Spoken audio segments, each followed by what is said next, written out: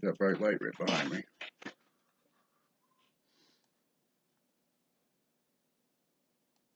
I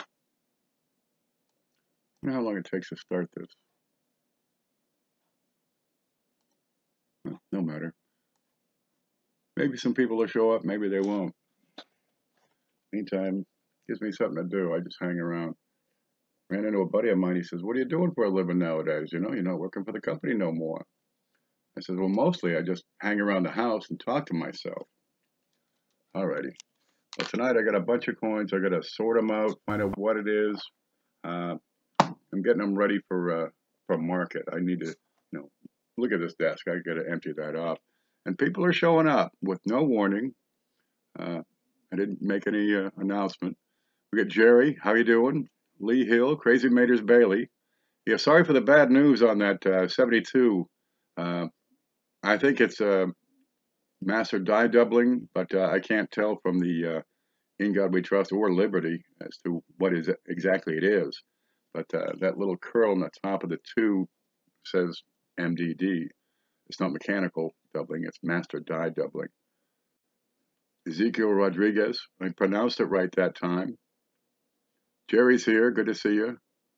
And Catherine, Lee Hill. I just did a little test run on my own live stream. Remember to get over to Lee Hill's channel here. We want to see that. I'm going to stop for a bit. I'm going to open a new tab. He's got a live stream. I want to see it. And Lee, if you're going to do regular live streams, let me know, and I'll put you on that directory. People can find you quick and easy. Jerry, I'm doing good. Let me see what we have going on. Here we go. I emptied an album because, well, somebody wanted the album. And I get that over to them. And, well, now I need to get them into flips and ID'd properly, fill out the little piece of paper to stick in there, line them up the way I need to have them lined up so that this place back here will flow better and easy. Because I'm moving more volume than makes sense, to go through one album and the next and take a picture and put it back and get the next and take a picture and put it back. I'm going to get them set up the way I think they should be set up for the volume that I'm doing. And I want to do like a coin market on, say, Saturday evening, right? Where I put up pictures of the coins, like the 21. It's over here. I should move the camera to that side. So I can put up a picture of the 1921S and offer the price and move on from there. Not much to look at, says Lee Hill. Well, no matter. I'm gonna put your link up here anyway. Uploaded a video, 13 views. You streamed 9 minutes ago. Thank you all. Great things to come. Now, if I try to load that, my live stream's gonna crap out. So I'm gonna give you a link right here. There we go, and we'll see how that works. I looked at that coin class I had earlier, and I'm having terrible troubles with choppiness. Half a sentence is cut off, and it just doesn't make sense. Have I any 1970 proof set? Let's find out. Now, I shut everything down to restart the computer. So to find out, well, there's 2 ways. One, I can look over here and see if I have a 1970. I got 3 blue sets on the wall, and the other way is open up my spreadsheet and look that way. Open.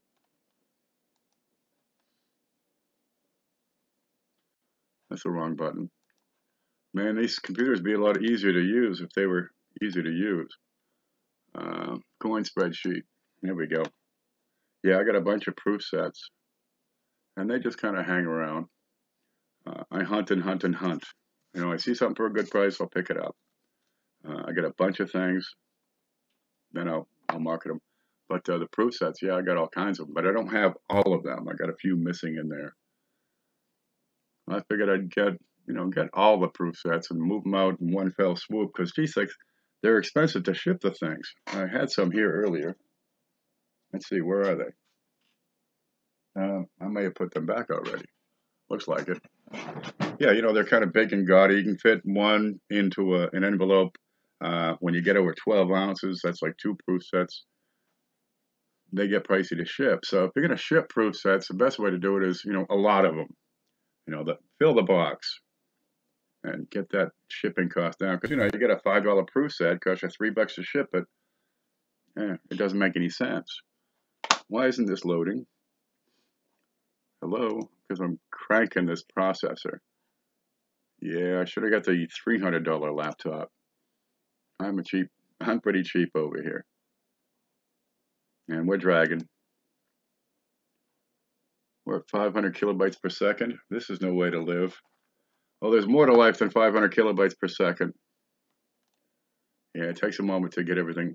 I load something up on the computer. I should have loaded this stuff before I started the stream. It still ain't loaded. Where's my hammer? Okay, let's look at stock.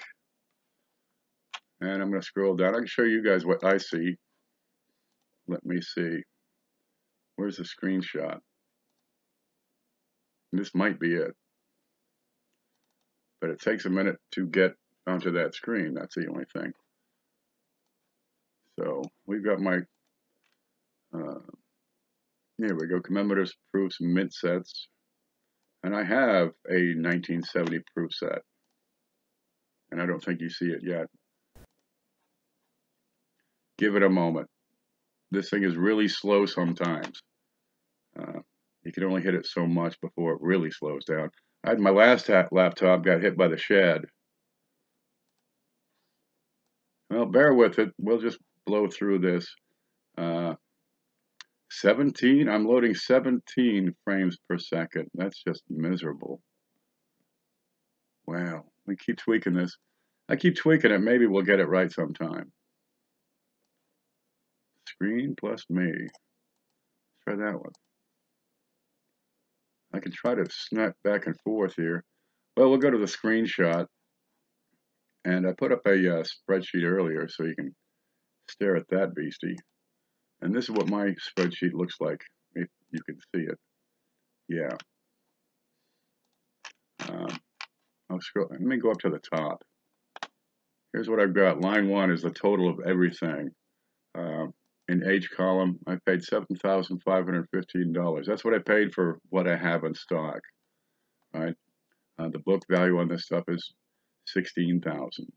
That's that's the total of most things. It doesn't include everything because there's a lot of stuff I haven't got in here.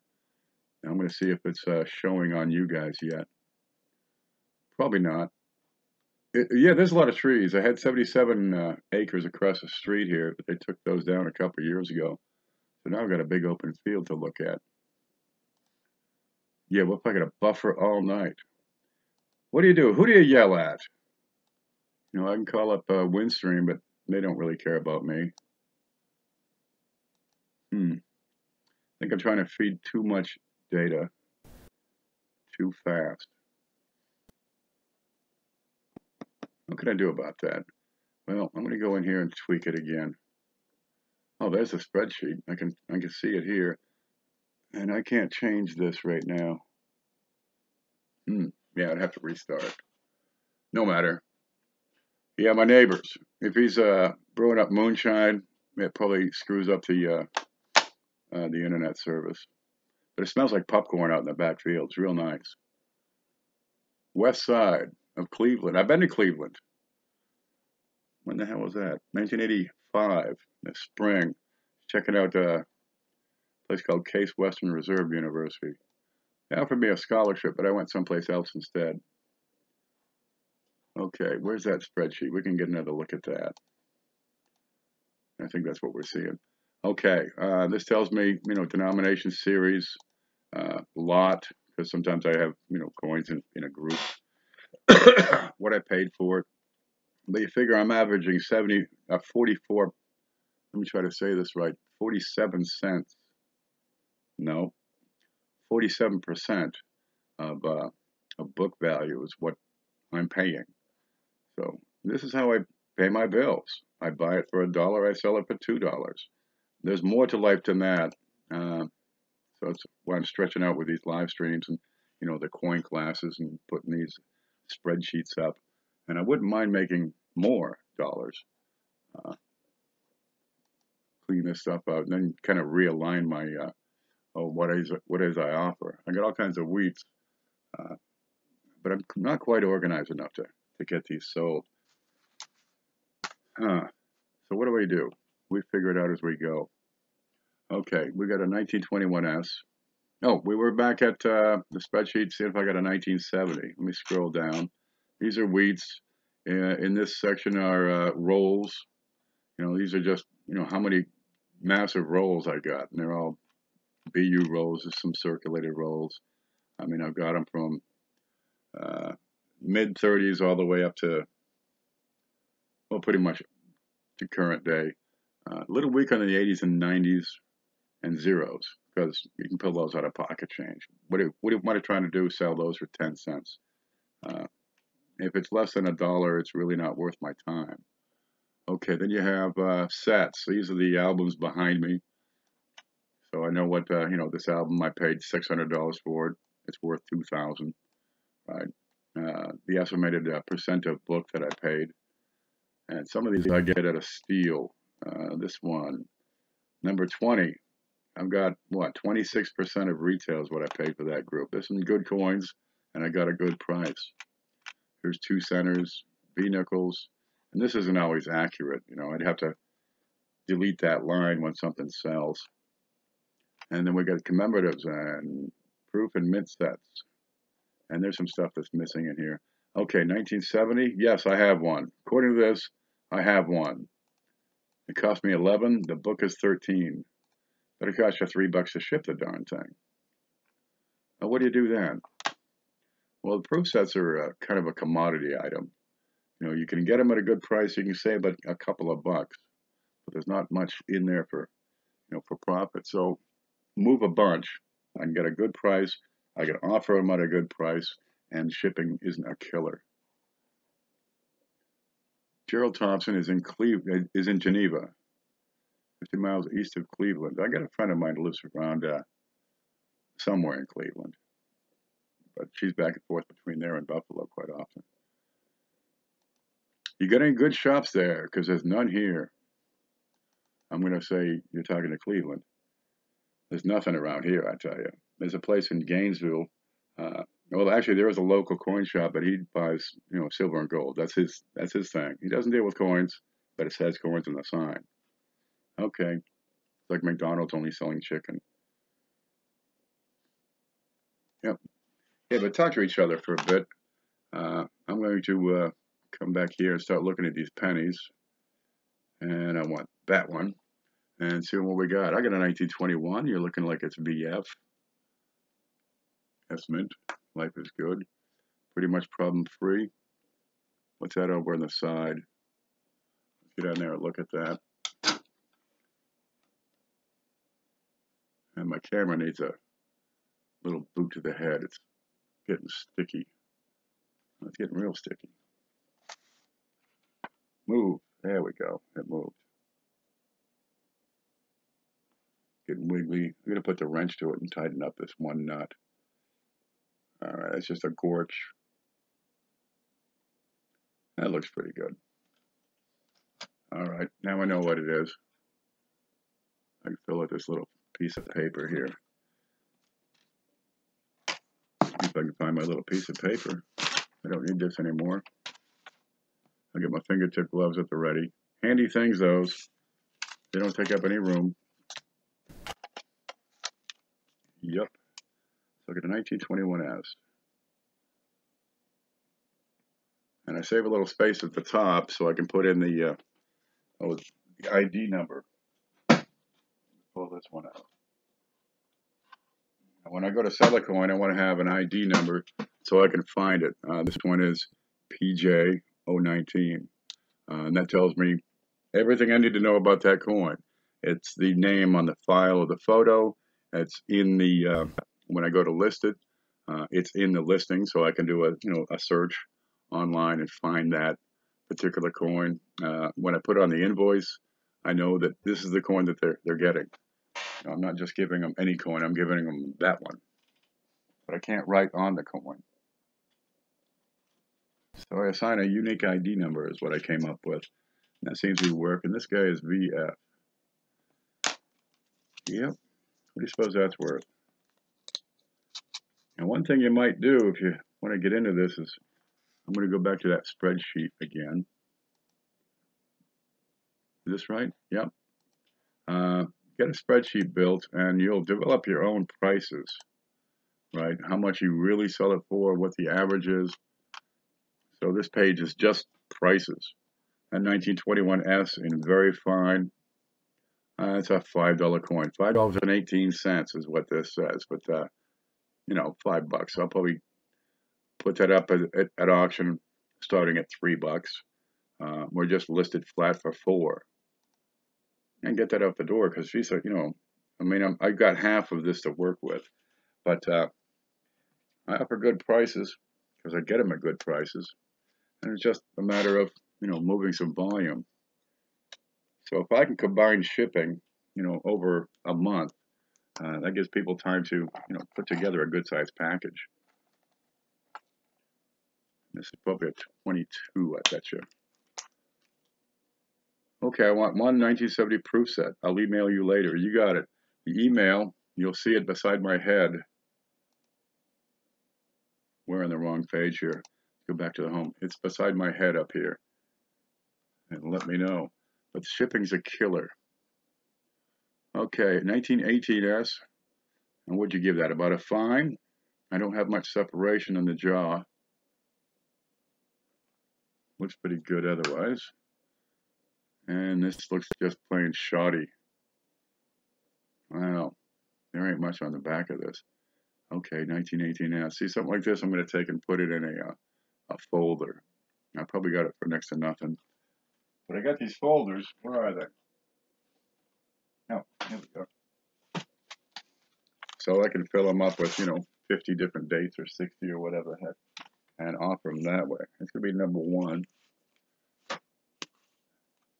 And this 18S, yeah, it's got a good front. It's nothing great. The back is not particularly good. When the back's no good, it begs to be put in a folder. Alrighty.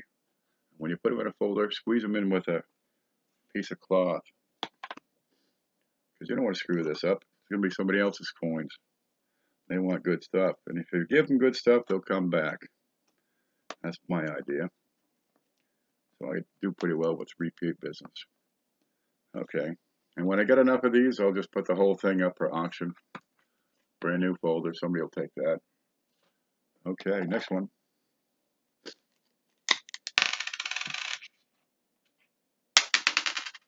Butterfingers.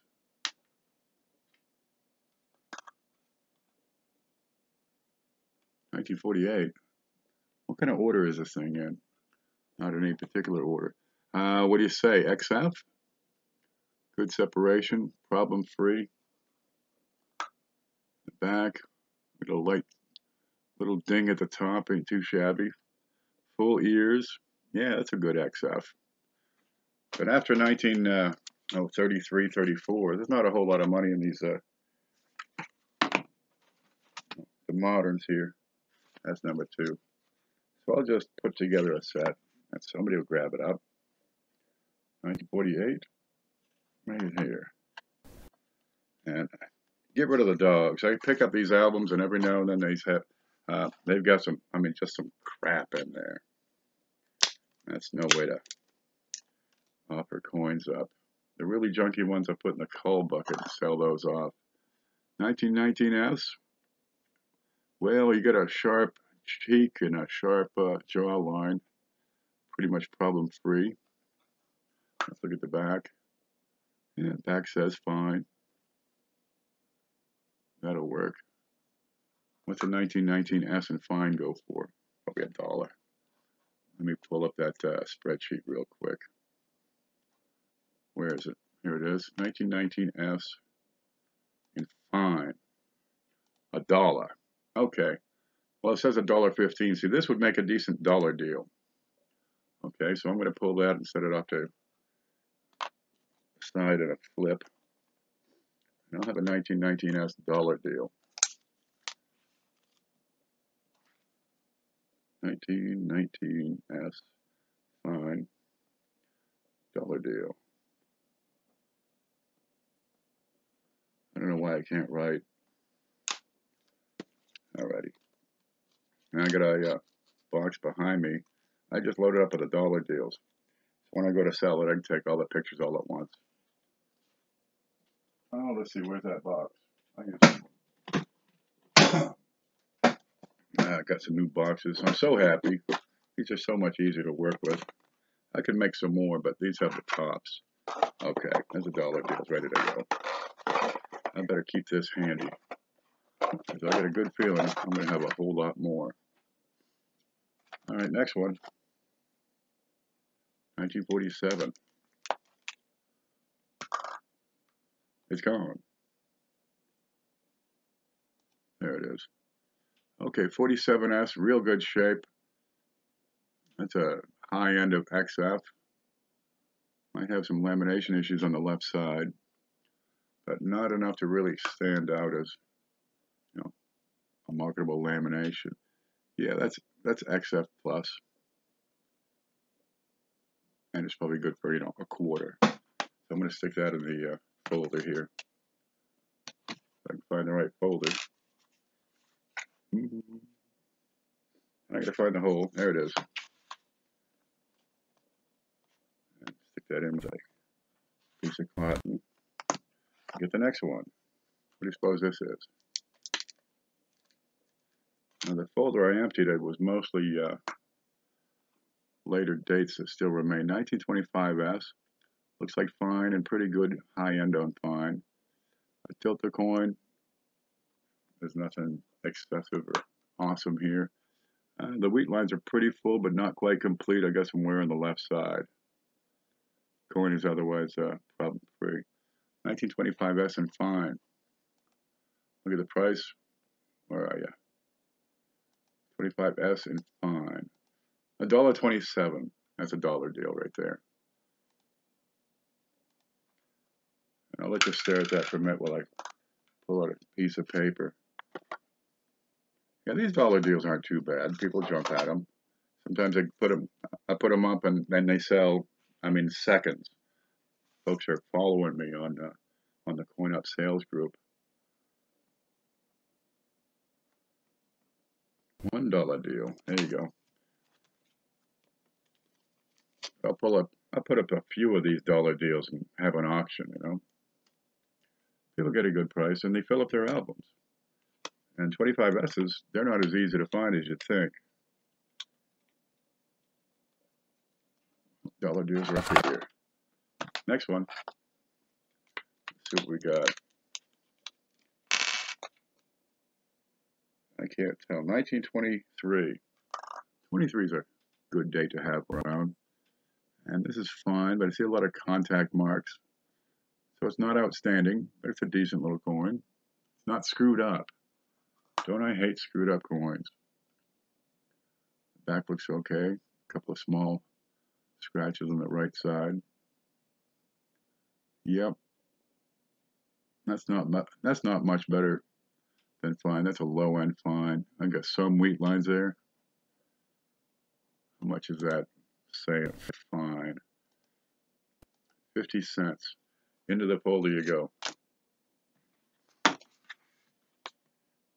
Nope, another folder. And one only goes up to 1940. Get this out of here. It goes in this spot right here with my cloth. It's always handy to have a small towel around. I keep one in my armchair so I can grab these coins easily. Now don't get my fingerprints on it because you don't want to add to it. Just keep them as best as you can. Let me check on chat real quick here. How do we get there? Oh, there it is. Looking over here. We've got an address. I hope that's a company address for the store. What does the chat think about no date Buffalo nickels? Says coins all day. Keep them. Dude, I got nephews and they just love the things. They'll tear them up. If you're gonna get into marketing coins, they're a good one. They're a nice item as a giveaway, a perk. You know, I pack the coins in pages, and people seem to like that because they get a free page out of it for their binder.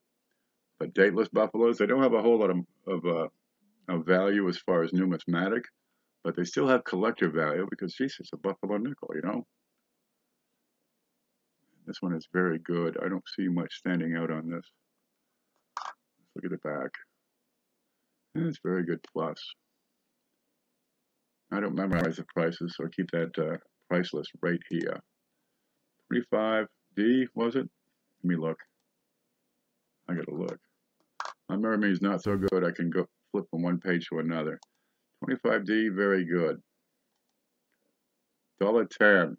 And fine, it's $1.75. This would be a good dollar deal, actually. Let's have another look at that. Is it problem free? It's not too bad. Plenty of contact marks. For the grade, it's yeah, that's a good, very good. All right, dollar deal. Oh, I'll let you stare at it while I fill out the piece of paper here. 1925D. Very good, dollar deal.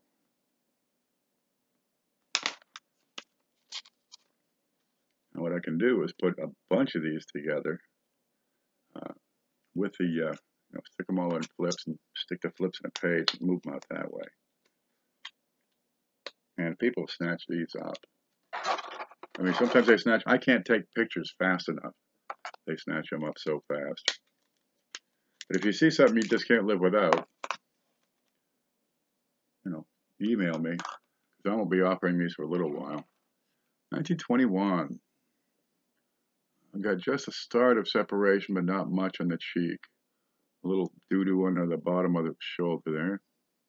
The rim is good. No horrifying marks. Let's look at the wheats. Okay, you're kind of solid. I got some issues on the left side, but nothing too awesome, too awful for the grade. 1921 and fine. Where are you?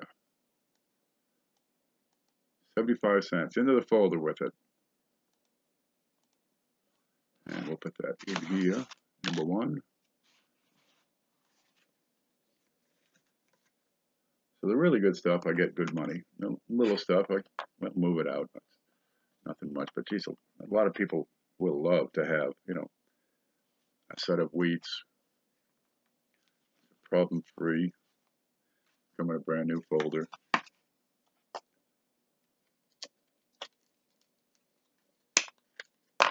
Compared to them being acid treated, I don't deal with buffaloes a whole lot. Mostly I deal with scents. But I understand the acid dates don't really get the attention. Kind of screws up the coin. But if it's the only way to find out the date, well, it's nothing without finding out the date.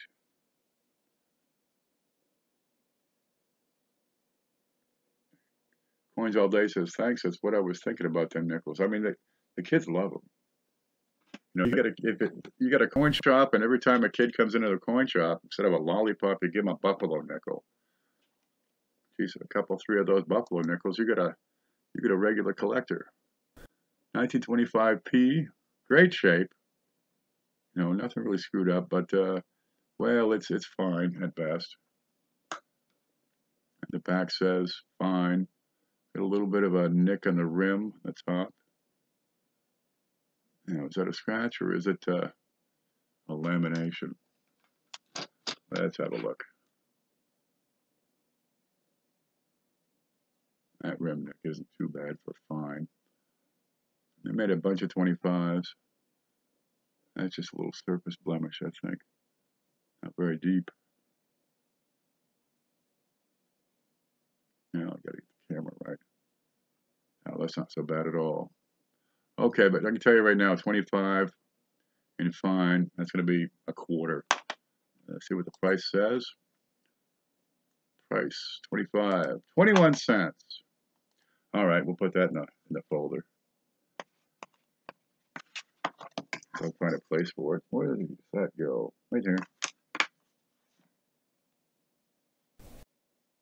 Get your cloth out. Yeah, so now we got 4 in there already. I got some spare flips again. Oh, good. Man, I go through some flips over here. Tessa says, Dustin from CoinOp reminds me of him. The guy in the Buffalo Nickel? And Rich Callie has joined the group. How you doing, Rich? I'm just looking at pennies and getting them lined up for a market. Bring this back up. I have to refocus, of course. I need like 2 of these cameras. One already focused, at the low level. 26 fine. It's probably another 21 cents. There's nothing wrong with it here. Rip. Okay, you got better wheat lines. The rim looks pretty sound. All right. Well, the back says high end of fine, low to mid range VF, but I've got no separation on the cheek. So that one comes in as fine. 1926 says, ready? 25 cents. It was very fine to be 35 cents. Okay, it's good coin, but there's billions of them out there, I'm sure. We'll put that in the album. There we go. So you get these albums, and you get all the, the regular standard dates and grades, and then let them, fight for their better coins. 26 something. Looks like a D. What's on his head? Well, I'm not a big fan of this one already. I got some doo-doo down there. Big gouge on his head. Let's see what that is.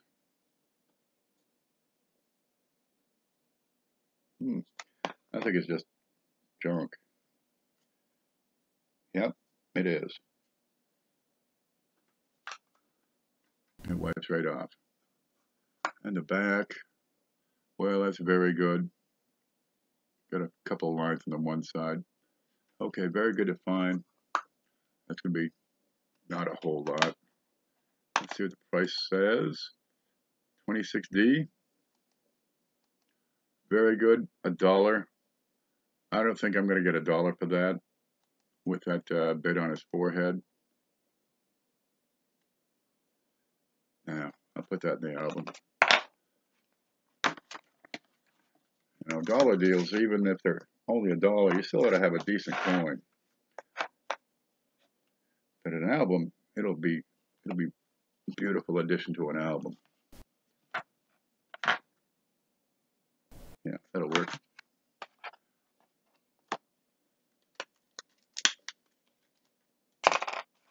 Let's see what we got next here.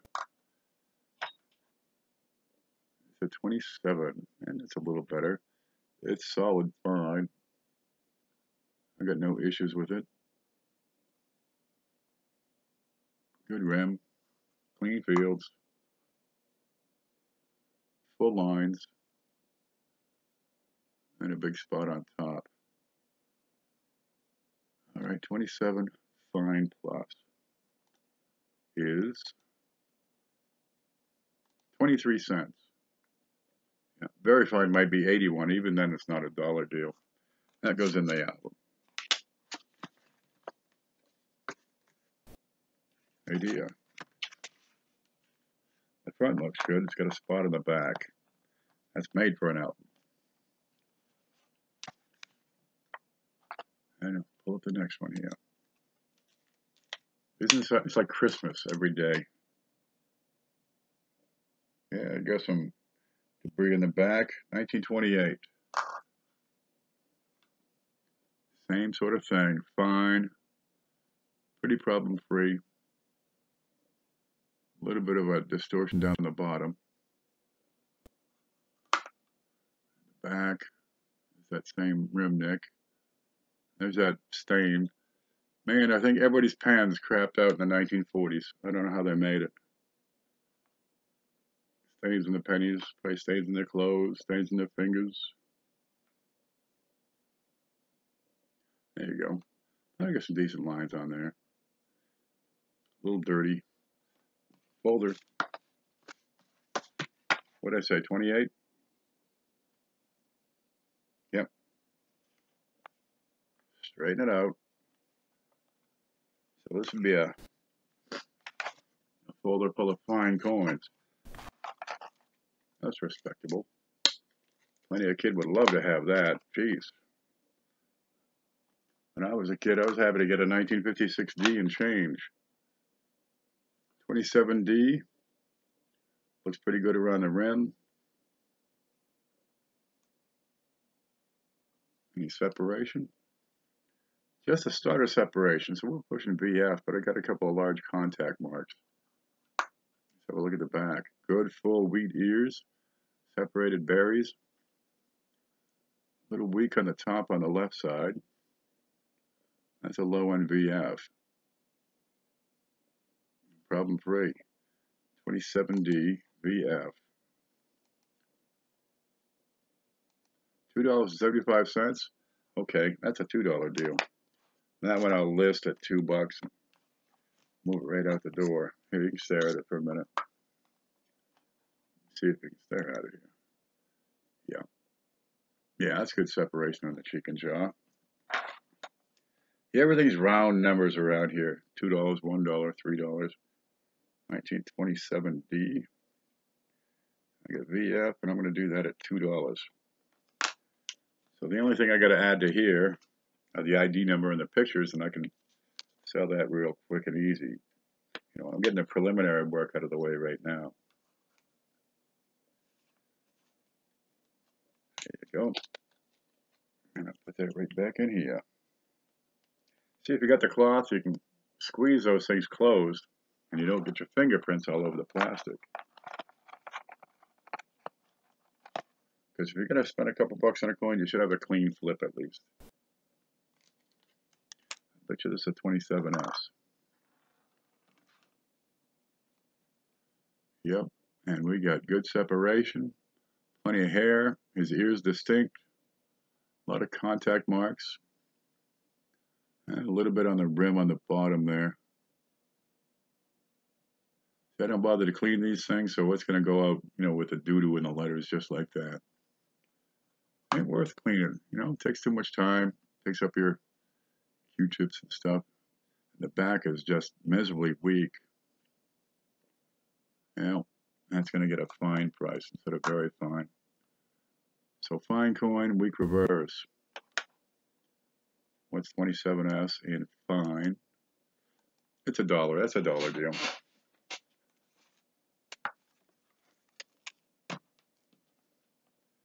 $1927S.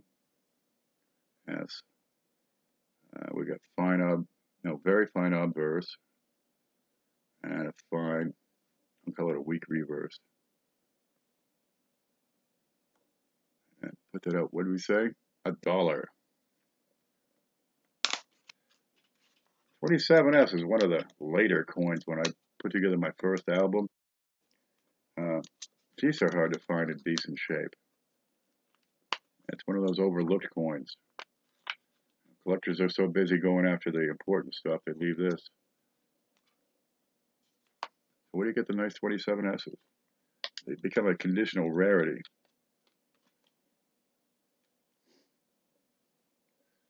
You know, I snatched up all the 1931S's, and they're all in great shape. It's actually hard to find a Porsche-shaped 31S. Like 14D, same thing, conditional rarity. They were so busy looking at the 1909 SVDBs, they missed the 14D.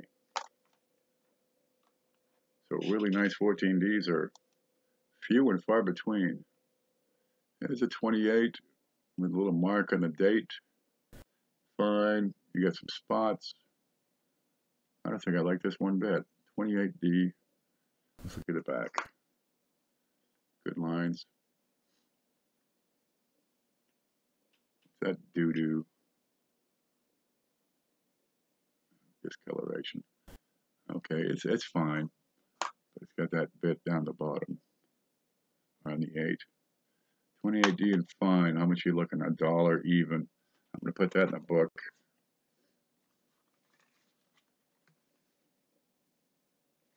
Where is it? There you go.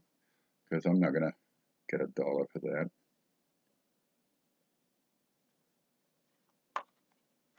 There you go. We got 2, 4, 6, 8, 9 in there so far. Keep going. Let's see what everybody's saying. You're buffering? We're going to have that.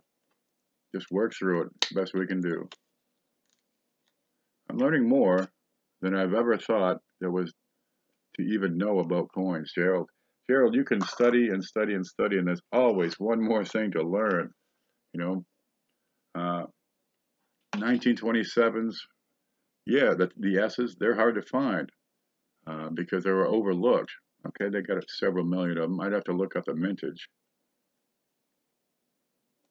Let's see what we can see here. 28S. But a lot of these 20s have really weak reverses, especially, 26 and before. So finding a strong reverse, on a 25S is a real treat. I get some separation here. The rim looks good. Let's see the other side. And you have this mess on the back. What is that? All right. I don't clean them, but I'm going to take a soft cloth, like I have here, and give them a wipe. Yeah, that's a weak reverse. What that's going to do is take off the, just a couple of wipes, take off the fingerprint muck. It's from being handled.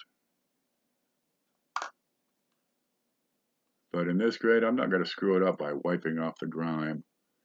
That's a bit of a weak strike. I got lines.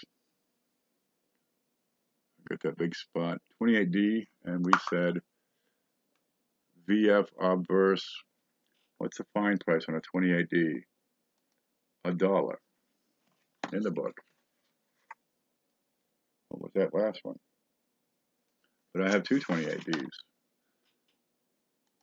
that a D? That's a D. And that's a D. All right. Well, do I start another book? No, I got plenty of books I could just stuff it into, I'm sure. Well, I'll get to it, but I'm going to set that aside. I'll sell those. Those are dollar deals, and then this is just plain everything else. There you go. I'll stick that in here and deal with that one later. I don't have a good home for it right now. Do you think people like the S Mint more than any other mint?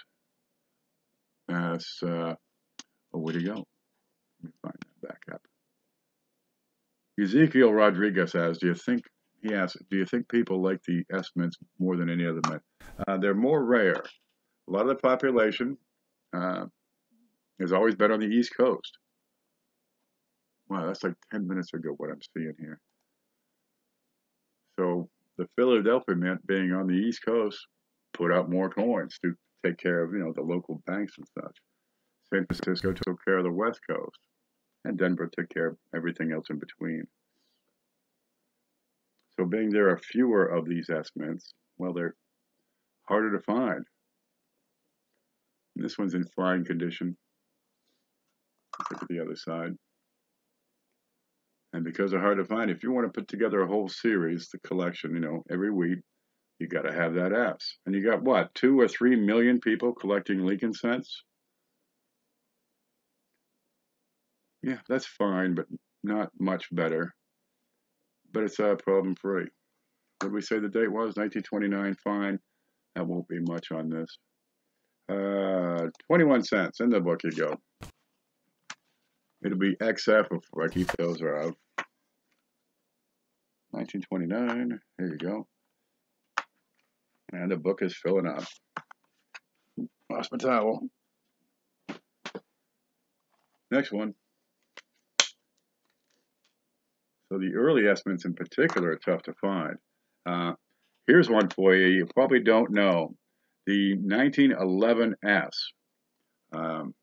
Looking at the figures on PCGS, and I got this on my spreadsheet here. Where is it? Where is it? Wheat Pop. Okay, the 1911S, according to PCGS, has 41,800 specimens that have survived, according to their figures. Now, the 14D, for comparison, you get 122,500 surviving population. The 11S is tougher to find and cheaper by far than the 14D. Well, snatch them up, people. Grab them. You see them, get them. I find them, yeah, they're tough to get a hold of, and usually draw a pretty good price, but they're nothing compared to the 14Ds. Snatch those babies up. Ezekiel says at a pond here they sell no-date buffaloes for $1. No-date buffaloes for $1 is a little high price. That should be closer to, like, 50 cents. He's selling them for top dollar. Look at this 29D. And it's kind of spotty. Got some dings. Had a hard life, but not so bad, not so hard as others. More low-end VF on the front. And we're looking VF with a spot on the back. Some crud on the bottom. All right, VF 29D. Let's look at the price on that. Where did it go? $2.25. So I probably paid about $1 for that. So $1 deals out. Think I get $2 for that, baby? Maybe. We'll put that up for auction and see, see who bites. I'll offer it $2. If I get it, great. 1929D. VF, $2. I'll put several of these together if I need to. When I get full bore selling stuff, the coins, I'll list them one after another. These Facebook groups are the way to sell. They don't charge a commission. You put it on eBay, they get 10%. Well, I'm not paying that kind of a price. Besides which, I don't sell enough volume to get eBay to promote my goods. So I'm wasting my money there. They're not going to promote me. Nobody's going to see it. What the hell am I paying for? I do just as well on Facebook. I don't have to hit retail price. I just need to offer a decent coin at a decent price. And they'll snatch them up. 1929S. Pretty decent. Little spot there. Contact marks are about right for fine, which this is. And the back looks, a little bit weak. Yeah, it's a little bit weak. 29S and fine. That's a bit of a stretch. I think it might be closer to very good. Yeah, the upper cheek isn't quite as well defined as I'd like to see on a fine. But that's around the range of it. 29S fine. That's a bit of a push. And it's 38 cents anyway. Okay, into the book.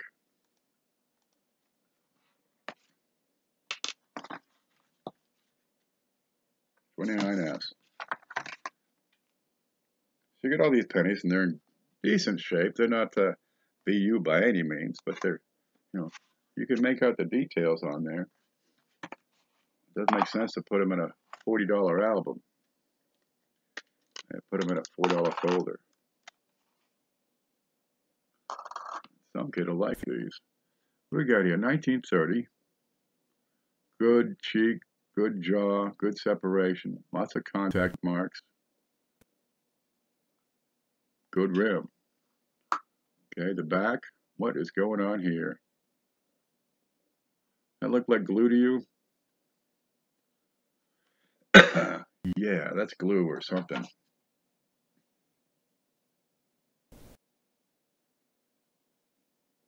Yeah, that's exactly what it is. Okay, let's have an experiment. This is like it was stuck to a mailing or something, or glued into a kid's project at school. I've got some acetone here. There we go. And I got some Q-tips. Now I need to put something under there. Let's see what this acetone does. Give me a clear piece of paper. Let's see, what do we got? I got paper. But I don't want that to go through. Let me get a piece of cardboard real quick. I got one.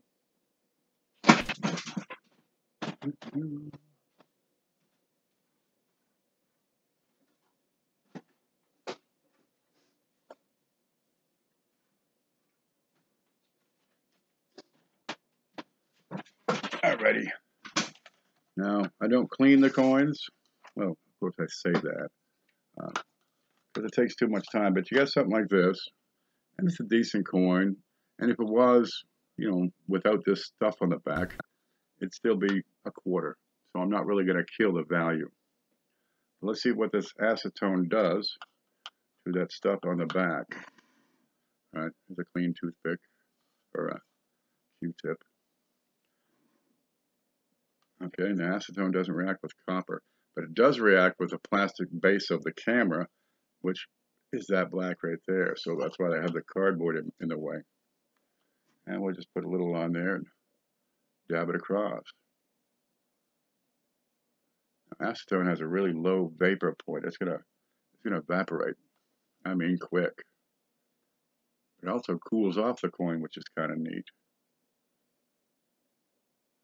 And I just want to get this glue off of here. And I use this much like the Nicodate. You know, I got stuff on the coin. I can't see the date. Well, it's a Schrodinger's coin. It's nothing until you can see the date.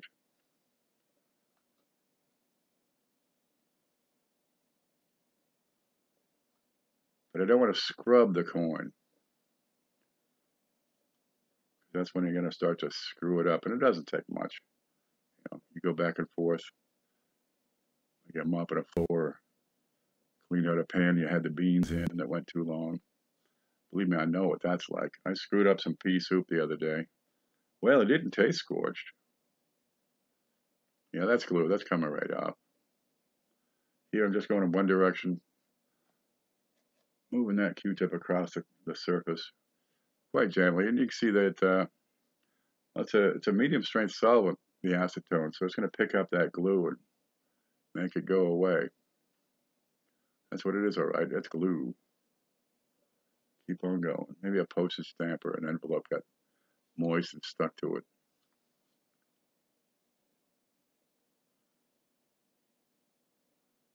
And that's coming off. Let it dry for a minute. And look, it's better than it was, but it's still only a 25-cent coin.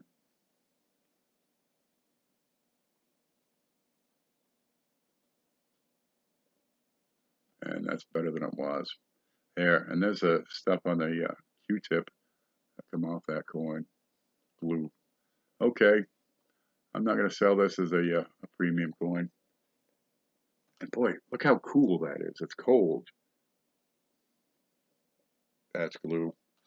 I'll get the rest of it over here so I can see. Yep. Now I'm going to show you this one. You'll see, oh, now I understand. The coin hasn't been scrubbed. I just removed the glue, but the glue has been there for a long time. I mean, years and years. So with the glue gone, let's see if the camera will pick up that color difference, okay? Look at the bottom of the E, right, on the right 2/3 of the N, and on the T, where that glue was.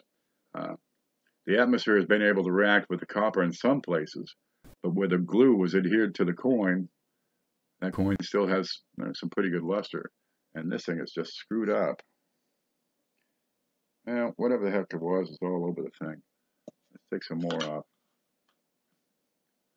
So you get these bright spots on the coin.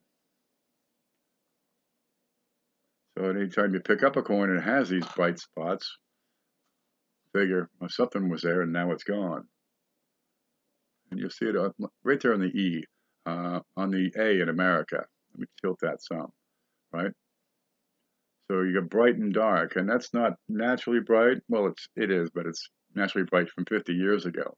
And the rest of the coin has its, old age patina brown.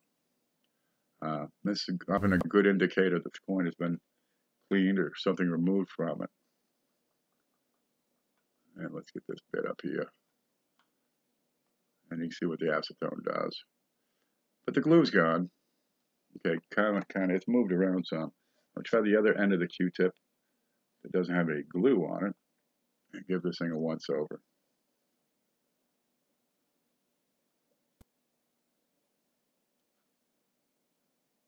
And that's better. But this coin is, I would call it junk at this point. Okay. What do you think? Folder or cull bucket? I'm going to put that in the cull bucket. I'm not taking money for that. What am I going to make? 20 cents? I can put that in my wheats, and some kid will be happy to have it. Throw it in the big bucket. When they get screwed up, there's no value there. Let me catch up on over here on the chat. Okay, Lee Hill has a 1983. It's got cracked all the way across the steps, and it looks good to be a 33. Well, keep it. But put up a picture of that crack. We'd love to see it. You know where the Coin Op group is? Let me give you a link. Now, if I load it up, it's going to slow things down. So I've got the links saved on a side file here. And we'll go to the coin directory. And I've got right in here, Coin Op Facebook group. If you got questions, see, you can't share pictures in a live stream. Only I can share pictures. But you can go to the Coin Op group and you can put your picture up and people talk about it. So there's that link right there. Ezekiel says, I just went through a roll of pennies and I got a struck through object on the memorial. Again, put the pictures up in the Coin Op group. We'd love to see it. It'd be good if we could, be more interactive on these live streams. All I get is text. Wouldn't it be neat if, the people in chat could post a photo? Then you can really talk about the coins right up front and live.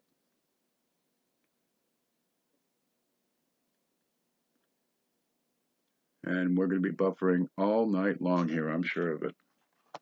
But hey, it's 3 o'clock in the morning. What else you got going on? Lost it.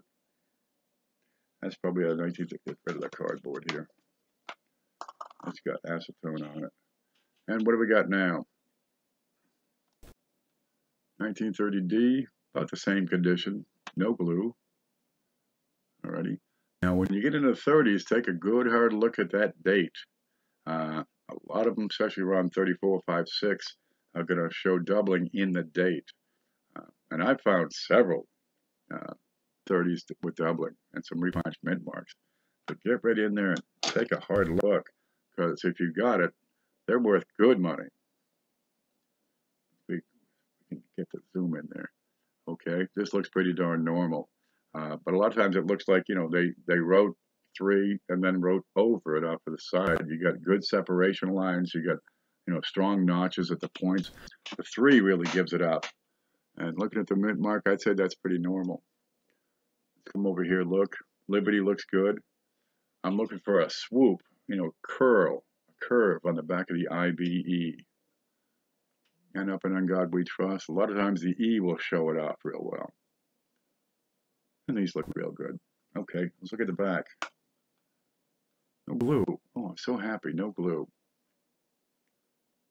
How's the dots look? Dots look pretty straight.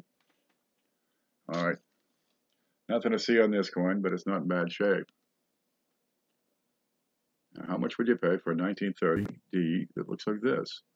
I got full lines on the ears. Pretty good separation. A little bit weak on the right side. So the back says VF. Maybe a little bit towards, the lower end, say 25-ish. And the front here, I've got just a start of separation. Okay, I'm moving this thing back and forth, so it's up to the computer to show these frames at a speed that's good enough that you can see the separation in front of the ear and coming back from a smile line. This coin is low end VF. It's got a bit of a gouge in front of his nose. Let's look at the price there. I don't think that's more. That might be a dollar coin. 30D VF. 65 cents. But I want to deduct for that bit in front of his nose. I'm going to put that in the album. Number 1. 1930D. Yeah, it's not too bad as an album coin. A folder coin. But I'm not going to sell that for $1, I can tell you that. Catch up over here again. Rich has been collecting since the 60s, still learning new things. Oh, yeah. Geez, this stuff you find out every day. I had a proof, no, uncirculated 1963 quarter, and I flipped it over and looked at the back, and the E and S have a space in between them. It was made with a proof die. These varieties are really interesting, and they go on and on. I mean, there's thousands of these die varieties out there. But, you know, I paid $9, and the book says it's $90 because it's got the proof die reverse. Yes, Gerald, this is Lee Hill saying, go look at Rich Cali 21 video. I'm going to have to bookmark that and get to it. I know we all don't want to walk into heaven right now, but it's like walking through the pearly gates. He's got the coins up. Yeah, he's got a bunch of good coin videos. Rich Cali, if I don't have you on the video directory, let me know. Send me an email so remind me to put that up. Rich Cali says, Lee, you're too kind. Thanks for checking the videos out. It's just hard for people to see the whole collection because you have to watch like 40 plus videos. Yeah, they build up, don't they? Yeah, it's good to have a big collection so you can always find stuff and find new stuff. Ravenhawk has joined us. Live and living. I got my blue shirt on.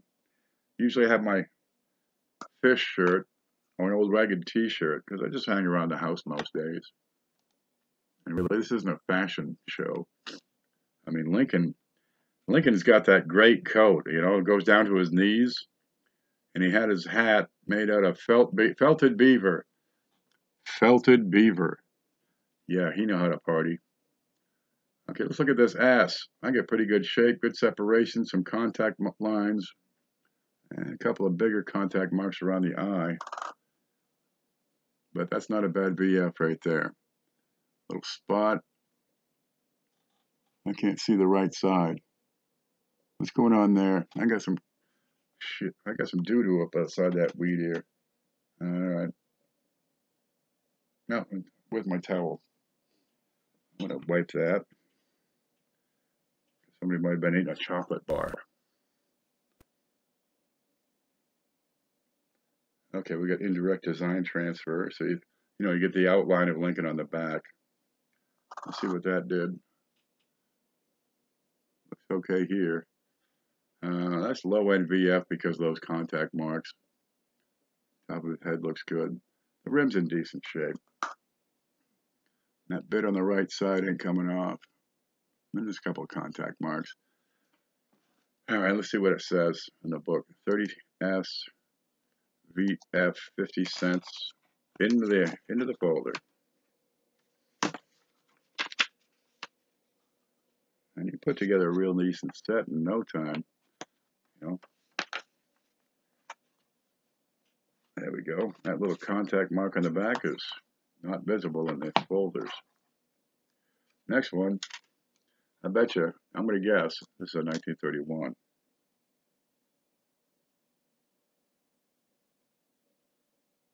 That Woody? A bit of a nick on the bottom. Let's have a look at what we got here. 1931 was a very good year. The date looks right. Yeah, a little bit of a nick on the rim down the bottom. Not too bad. Yeah, plenty of detail and life left in this old boy. But is it a Woody? It's going to have some extra lightness down the bottom. Well, it's not enough of a Woody to draw attention. Aha.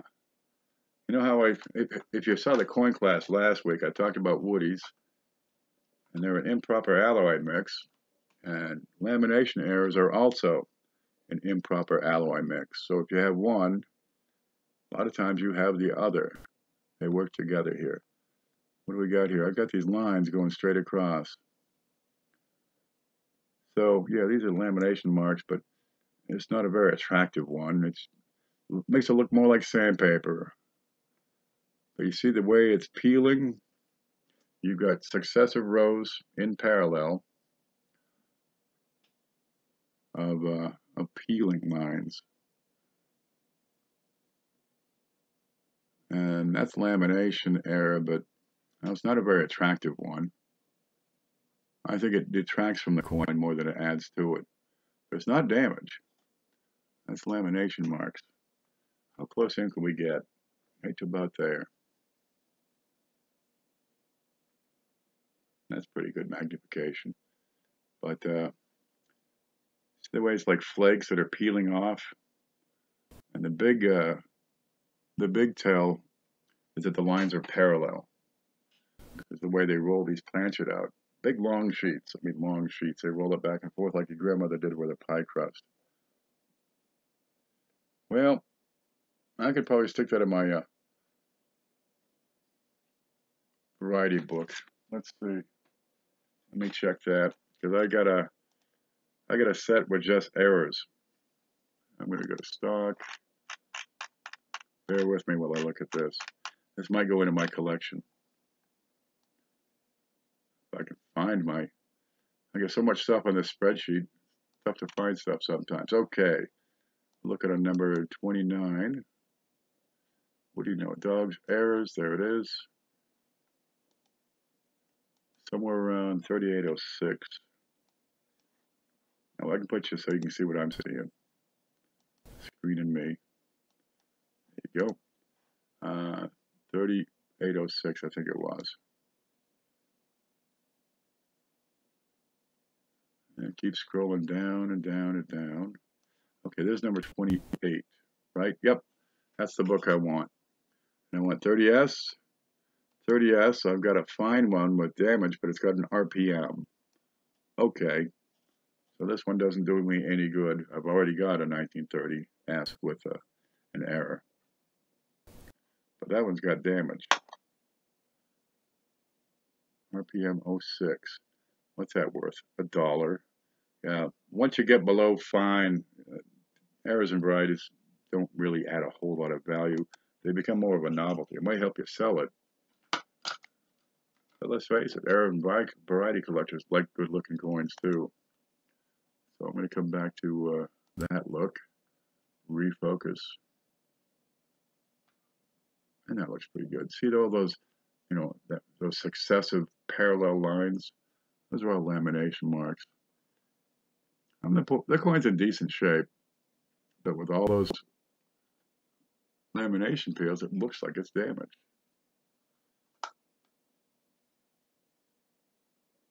And that's VF. There's nothing wrong with that. I'm going to have to pull that out. And I'm going to put that in the for sale pile. I get a 1931 VF. And we got ultra fine lamination peels.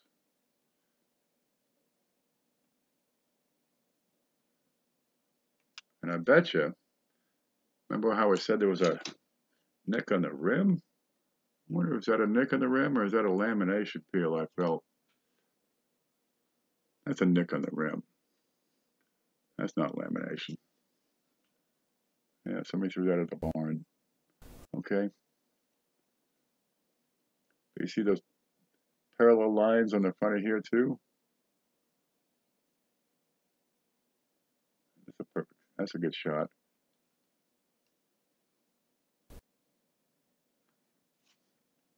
Yeah, you can just start to make these out. Maybe the quality of the video is sufficient that you can make out these parallel lines. Well, we'll set that aside. Do you think people like the... Oh, I'm way back in the chat. I'm like an hour back in the chat here. I'm answering questions. Gerald Thompson, it's been buffering in and out all night. Yep, that's how it works out here in the woods. And there's not much I can do about that unless I take every single thing I own over to my brother's house and broadcast them there and then pack them back up and bring them home.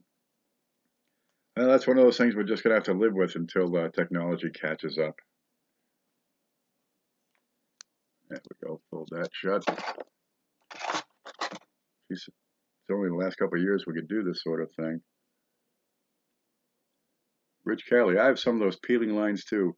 Yeah, they're lamination errors. I don't really care for them, but some people swear by them, say that's the coolest thing. And I've seen some pretty powerful laminations where it's peeled right up, and when you have missing layers, that's when they start to look interesting. But I hold on to them. Okay, 1932 is next. We're starting to get pretty decent shape. Let me bring that back up. All right, I gotta find my pliers. Where'd I put them? Hello. I must have been cripping some flips. Where'd I put them? They're this big, I can't lose these. Try the next drawer up. Oh, in the top drawer. There's a screw on this camera. I can put this so you can see it probably. And every now and then, you know, it goes up and down. Oh, here's that book. That'll work. That'll work perfect. Okay. Now, it's barely there. There's a screw on this right here. And what that does is hold that in place, right? That little circle, that's where the camera goes in, and it's split. And I've got this clamp piece in between that squeezes it shut. And every now and then, the bolt on the other side, the nut, gets a little loose. So I'm just going to tighten that up real quick. Yeah, that's probably all you need. Now the camera will go in and not flop around. How's that look? Yeah, that's got it. And it just, you know, you wiggle it back and forth enough times, it's going to loosen itself up. I'm always messing with this thing, putting it up, putting it down. I pull the camera out, look at it. As a 32, it looks pretty decent, right? I'd be proud to have that. I've got good separation, no crazy marks, good rim. Look at the other side. Good, clean, full lines, separated berries. All right, that's a solid VF. Now, 32 is a better date. You know, you're at the peak of the Depression on these. So they didn't need the money because nobody was going to, you know, spend it. 32 VF. Let's find my price list. What are we at? $2.50. Yeah, I'll get $2 of that real easy. I'll put that over in the sale pile. Now, put the pliers away. I got in the bottom drawer with the tape and the stapler. 1932 VF. I put that up for $2 and boom, it'll be gone. If you want it, get a hold of my email. Shipping is $3 for coins, whether you buy 1 or 50. You buy 50, it's still $3.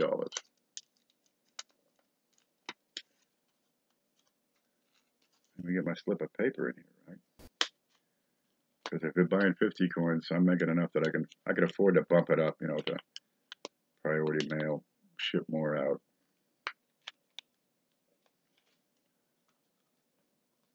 But if you want the big stuff, you know, sets and albums and boxes and flips and scales and loops, then we base it on weight and volume. The coins, $3. And we'll get that going. Where's your next one? What was this that fell off? What is that? Oh, great. 56D. That's why I threw it off to the side. Let's see what everybody's saying. Where are you? Nothing I can do about the buffering. It's beyond my ability to understand or adapt to. We'll just go with it. At least you can chat. It'll chat in real good time. Cleveland coins. Cleveland, make sure you get me your send me an email with your video channel so I can add you to the directory, and I'll send you the link to the directory. Wow, how long's it been buffering? What can I do? Let me look at the stats on this. People are saying buffering. 17 frames per second. That is pitiful. I got next to nothing running. Yeah, Google on Chrome. The only thing I've got loaded is YouTube, so I can see the chat. I've got that on pause. Right? Yeah, I got the volume muted. I've got the latency right, as far as I can tell. Somebody out here is watching cat videos, and there's not a darn thing I can do about it. There's like one circuit that goes this whole neighborhood, and you'd swear it was a party line for the phone. So I'm just gonna keep on going and hope for the best. Okay, 1932D, about the same as that 32. It's a lower NVF. The date looks real good. And the back, that's a low NVF, but it looks pretty good. We got the design transfer coming right through. You get that on a lot of the early 30s. 31, all 3 minutes. 31S's, you get them all the time. Okay, we'll get that on market. I got a piece of paper over here. 1932 VF low. And that's probably going to be $2 bill. Oh, that's a 32D. That says $1.73. I put that as a dollar deal, and it won't last. $1.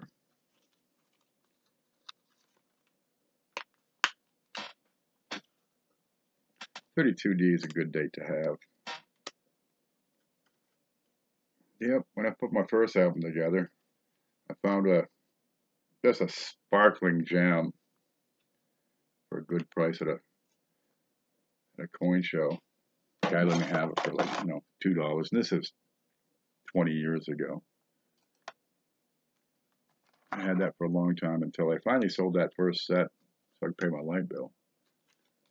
That's the way that works. Coming down here. Still 8 people sticking with the lag. I put 1 penny, as Ezekiel says, on CoinOp Facebook yesterday and didn't know if it scrolled. And didn't know if it was a lamination error or not. A whole coat was missing. I don't know if I saw that. Stick it back up, add my name, tag me in it, I'll take a look. But if you're missing his whole coat, yeah, that sounds like a lamination. We'll have a look. But definitely tag me in that. Morgan Dollars showed up, and the sky, oh my God, it's full of stars. We still getting meteor shower coming? The Orion is going to last for a couple of days. See, a comet moves through the orbit of the Earth and leaves its tail behind. And as the planet moves through, those little bits of dust and rock, ice, come into the atmosphere and make a heck of a light show. Well, this one's about very good. It's kind of worn. We got some bigger contact marks and some doo-doo underneath. 1933. All right. It's very good plus. And not too bad off. What's the price on that one? 1933. Very good plus. That's a $1 deal. And I put these together, 31, 2, 3, and 4 P and D, all of them, and move them out that way. And that's a good little group of coins. 1933, very good. I'll put a plus and put a $1 deal on there. So if you want that coin for $1, you better let me know. Or you can go to the CoinOp group and just, fight for it there. There we go. And look, you get a brand new flip. But I'd bet I probably paid 4 cents for that. When I buy a whole set, anything after 1931, I just put 4 cents is what I paid. 4 cents. And 33D looks okay. Got some grunge in the back though. Give that a wipe. That's all it's gonna get. Let's have a look at her.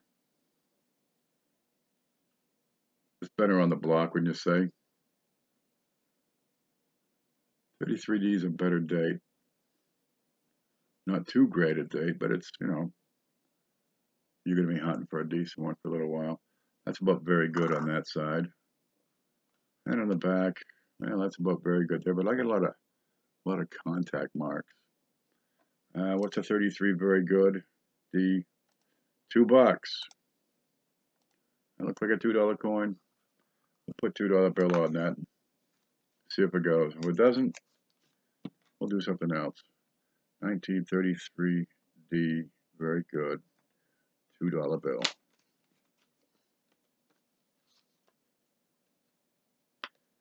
So I'll list, I made a whole bunch of coins, but I get, you know, all the 30s, I'll put them all together, you know, in a day or something. So it probably cost me 4 cents. If I get $2, that's not too bad because about $20 a day pays all my bills. And I spend the rest of my money on coins. So I can do this full time. 1934. That date look okay? Let's have a look at, zoom in here. Straighten that camera out. Zoomer. Okay, the E looks fine. The trust looks fine. In God looks fine. Liberty looks pretty good. But I got a ding in the rim, a gouge on his shoulder. And that date is fine. Let's see the back. Good lines. No distension in the dots. More good lines. All right. I see nothing standing out about this coin. Nothing says I want to spend $1 on that. The date 34. Let's have a look at those marks in comparison to the rest of the coin. Yeah, those are kind of big marks. And you got fine on the front and very fine on the reverse. 1934, that's a 25-cent coin at best. Into the folder it goes. That's where it goes. In you go. And we'll fill this up, and I'll go through a couple of these albums and fill up this folder with the small stuff and separate the big stuff. And that's how it works. One after another after another. Next one. And just do it all day. What we got? 1935. A little bit spotty there. Decent shape. Gash in his head. More spots. Rim's good. What do you do? Back's good. Okay, it's very fine condition. And nothing much to write home about. That's going to go in the album. Or in the folder here. 35.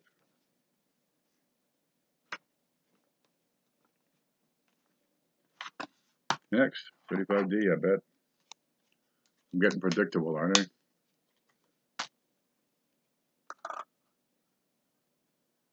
Oh, look at that. It's a 1935D. And we got some contact marks, but it's not too bad for the shape of this in. VF. About mid-range. And some contact marks, VF. Yeah.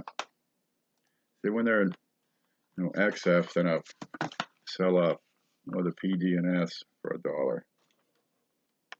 35D. This will go in the folder here. And what's everybody saying about me? Let's watch. I live in Northern California. And the smoke just cleared there that, oh yeah, them fires were going over there.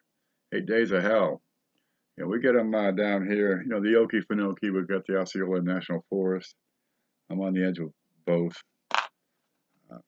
We had a bunch of forest fires in northern Florida and southern Georgia a few years back. I don't know, 2005. You couldn't see across this backfield. Okay, what's going on with that date? Time to get in there. Get some pretty good detail on this, but I want to see that date.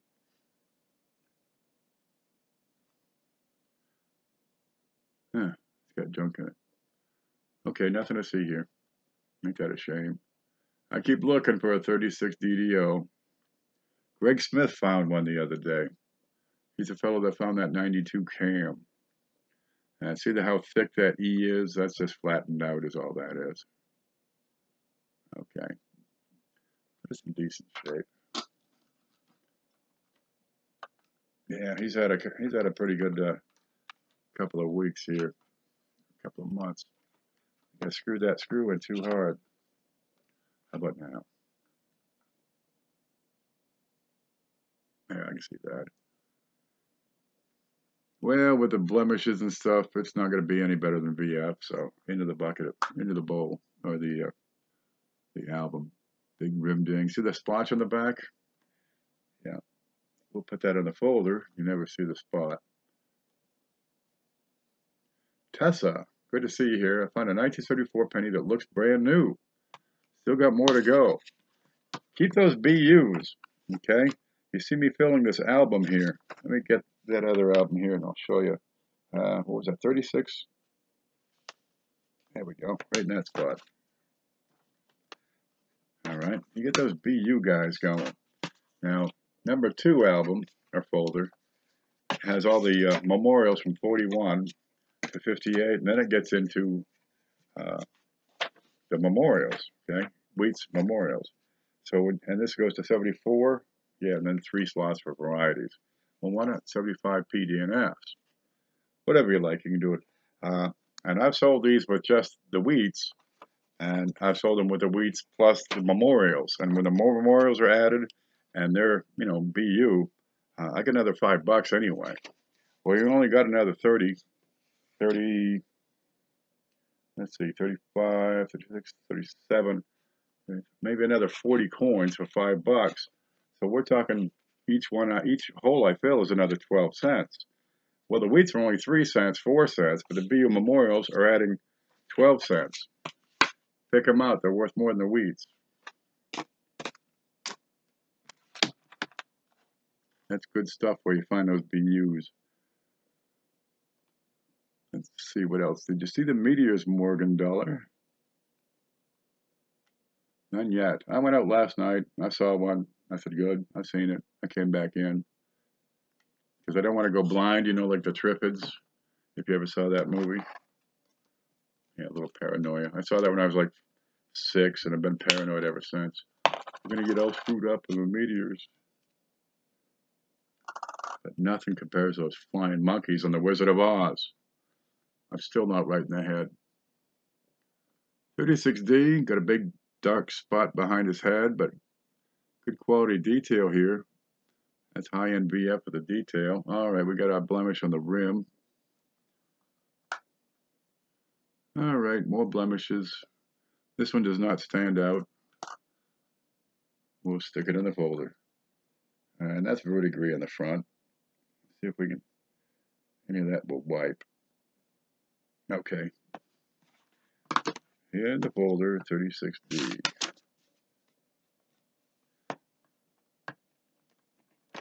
Go from there. Next one. I'm going to say, Karnak says 36S. Gerald's outside watching the meteors. I'm going to go out. I'm going to take a break and go see some meteors and hope we don't get blind from the Triffids that land. I'll be right back in a minute, folks. Besides, I got to take a, break. I live out in the woods, so I can go outside. It saves me on the water, on the septic and well use. I'll be right back. I want to see these meteors. 2 minutes. No more.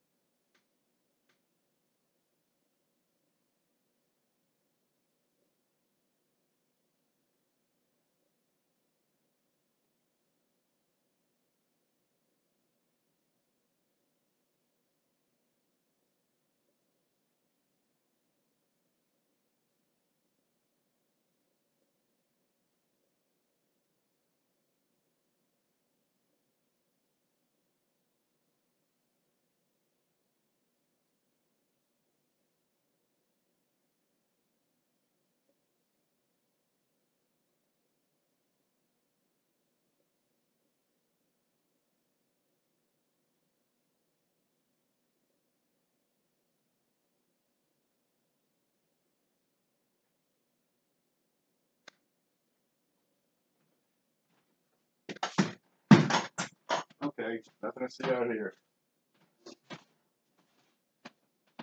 It's a little bit overcast for me out there. Well, no matter. It's a decent night out there. It's not too hot. I'm in Florida. No, those nights get pretty warm sometimes. Now, where are we? We're at the 37. You see a little spot on his forehead. A little bit under the date. Good rim. Now, high-end VF, not quite XF. And the back is, well, quite decent. What's going on over there in the left ear? Let's have a look at that. So you've got these lines and they look straight.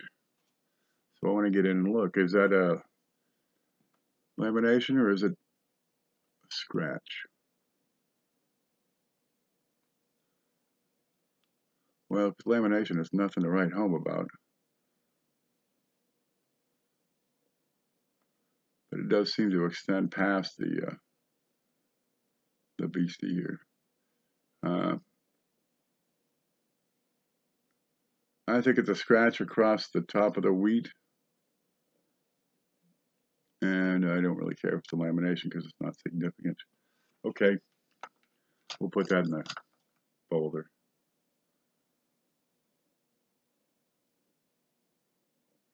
Get that back lined up. What star is it by? You know, they got names for those things. You can pay these guys that run the stars. It's like $30, and you register your name or whatever name you choose. Where'd that go?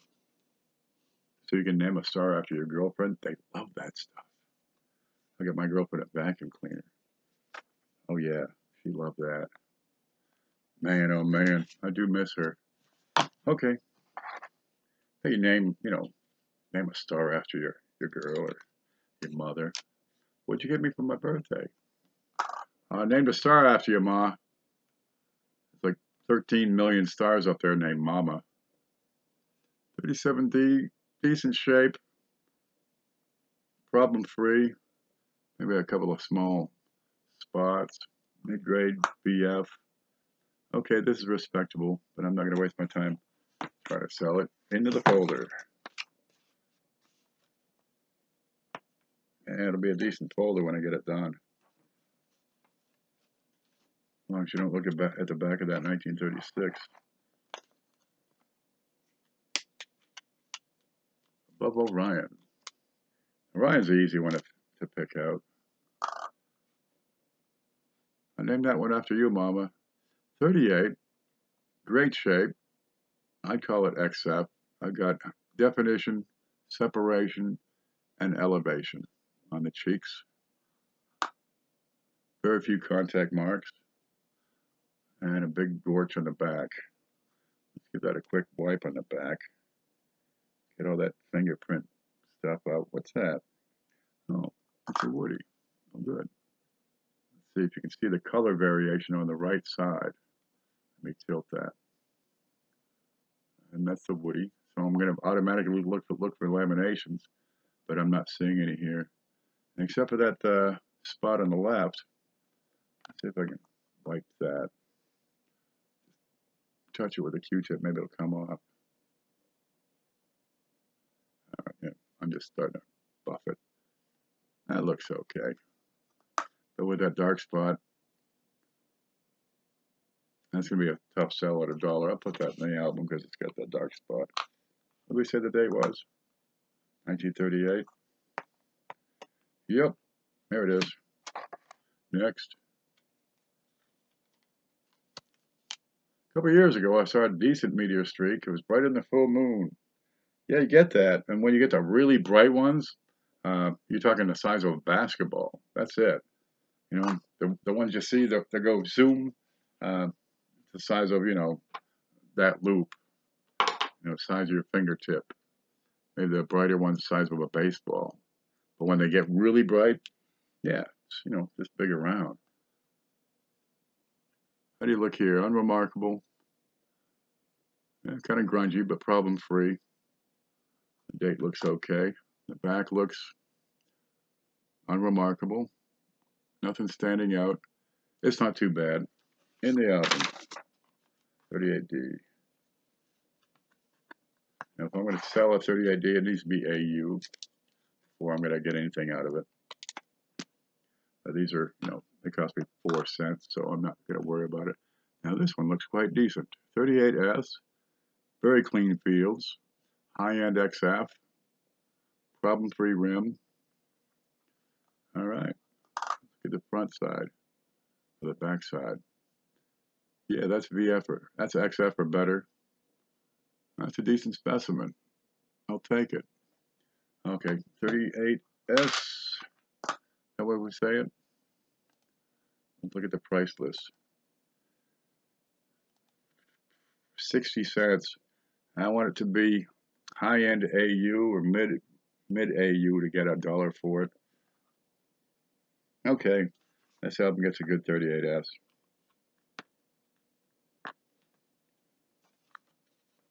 I had some real nice 38S's a couple months ago. I mean, just superior. They went out the door for, I put them on auction and they went. And people bid on that for 4 days. Well, that's the way it works sometimes. 39. All right. But I've got to be AU to get a decent price on it. Yeah, not worth my time, but it's ain't nothing wrong with it.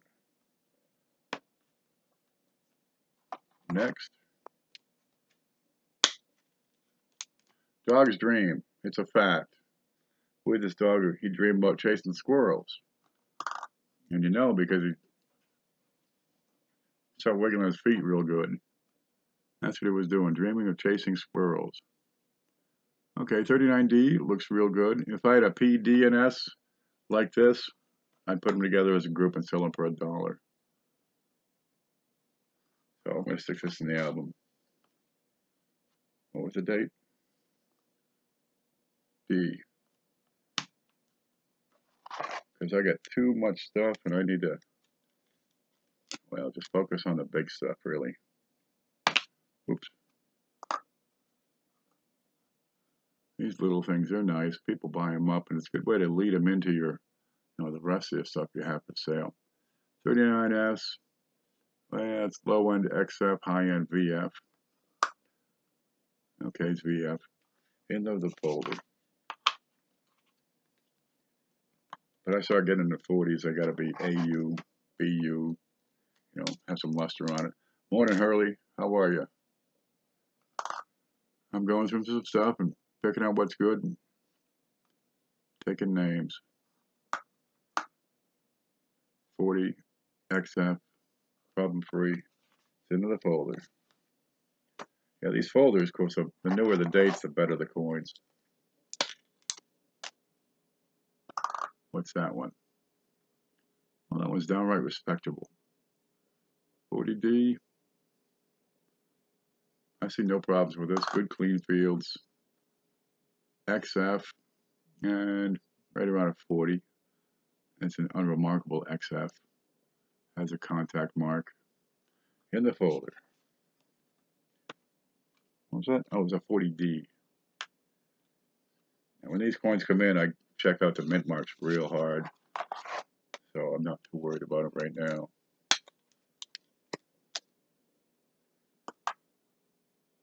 $1940S and VF is what that one is. Good rim. Yeah. But by 1940, of course, the depression is waning. The economy still sucks, but they're making more pennies. What if they have the vintage here? No. Alrighty. There's that one. Now I think we get into the next folder. Let's see what we got. I got a 1951S, high-end VF, and splotchy. What would that have to be worth selling? Really, I'm going to put that in the the big bag. That's not worth using a flip on. What are you doing here? 1927 S, very fine. Oh, the dollar deal. So it's up here. All right. It's time. Whoa, where'd that go? Okay, it's time for the gloves. Took apart that album, took all the coins out. Some of them are pretty darn pretty. So it's time to put the fingertips on. I swear it's warmer outside now. Well, you put enough meteors in the atmosphere, she'll warm right up. Okay. I got some good brilliance on that. And it's a red-brown. Oh, look, there's a big fat fingerprint on it. We got a contact mark in front of the face. Judging by the cheek, it's AU. Okay, a little bit of a touch of wear above the ear. That's a decent AU. I mean, hey, it'll look great in an album. That fingerprint ain't doing it no favors, though. All right, what do we do with that? Is that a dollar coin? Let me check the prices. 1950, what? What did we decide that was? I can't even see it right now. 1952D in AU. 1952D in AU. Wow. 12, 13, 14 cents. That goes into the album, or into the folder. Folder number 2. 52D. There's my spot. 15 cents. I mean, that's not a bad looking coin. For 15 cents, I'm gonna pay for the flip. Well, it will, but not by much. So selling that individually just isn't worth my time. Let me move these flips out of the way.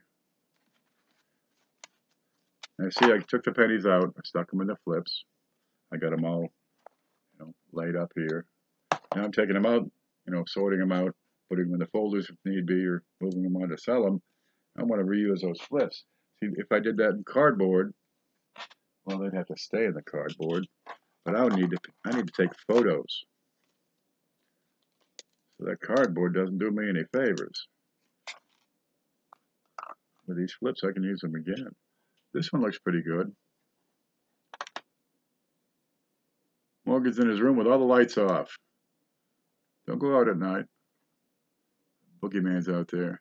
52S. What's going on with the top of his head? I'm going to say those are die cracks. Great shape. Is it AU? Look at the top of his ear.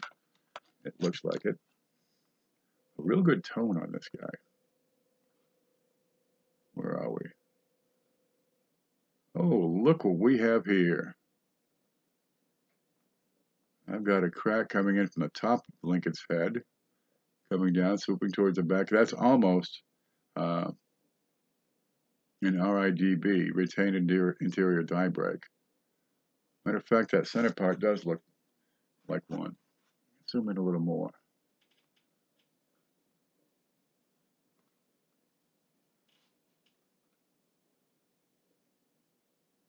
It doesn't quite circle back to itself, however, I can't, wow, that camera's so darn low, I don't think I can point to it.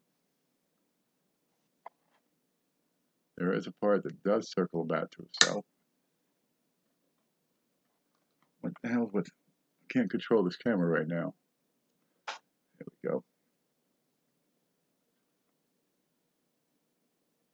Where'd it go?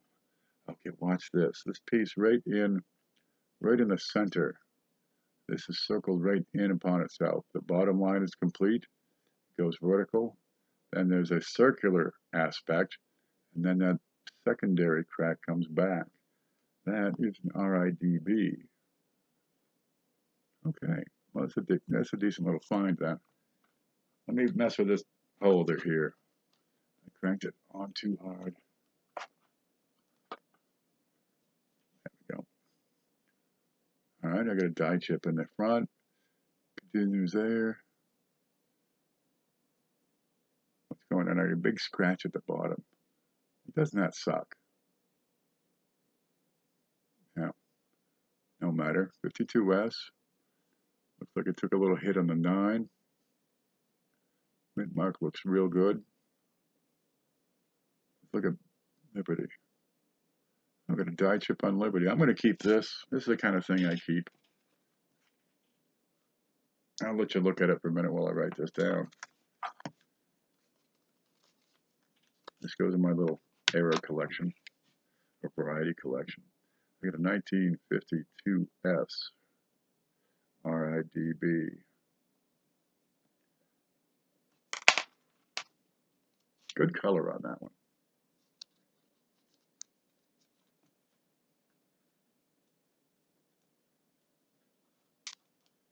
And that's a keeper. Someone split his skull. You're darn right he did. The 50s, the dies, was it the quality of the steel they were using? Were they running the pressures too high? I don't know the exact reasons, but you got a lot of die cracks in the 50s. You get die chips, you get the buy errors, lots of them. You get filled dates, you know, where a piece of the die is broken away in the middle of the date. Not this one, but on a lot of them. So you check those buys, you check the skulls. Buy looks good.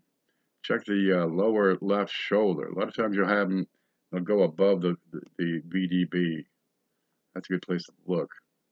And he's got a little bit of a die crack here, but nothing to write home about. Let me put that in the top of the screen. You can just barely see that going off to the left of his hair. But this one's in pretty good shape. It's a respectable 53. And no skull crack. Let's look at the back. It's got some luster around the edges. So this baby comes in probably AU, XF to AU.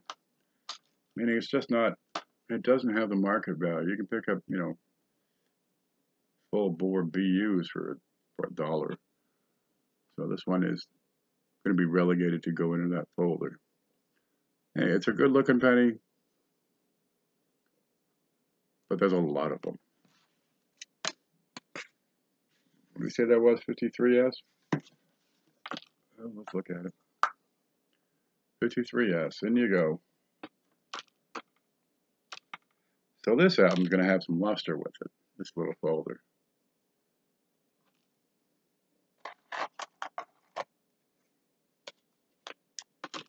Sony will take this. Well, they'll put in what coins they have that are better than what's in here. Some of these will be better than what they have. 54, a little bit of a ring ding. Decent shape. I mean, you're up towards AU on this one. You're into AU. But it's a bit of a weak strike. And the details are a little light. And that's not too bad in the folder. 54. So I'll fill this album first. And I'll work on another one. What we got here, 54D.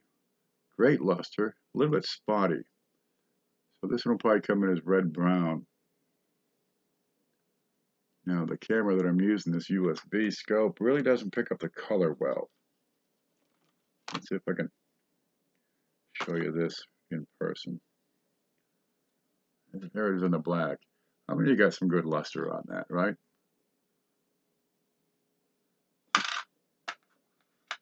But if you want a really good 54D, I mean, sparklers over here for $1. And the back, big spot. Great shape. In you go. 54D. A lot of people, the best bit 54D they have is, you know, brown and worn and scraped up. Come on, Orion, you're better than this. Begging for him. What do we got here? Decent 54S. Bit toned. Oh, this is a toner. Yeah, not a bad looking toner. Probably a roll ender at one point. if we can sharpen that.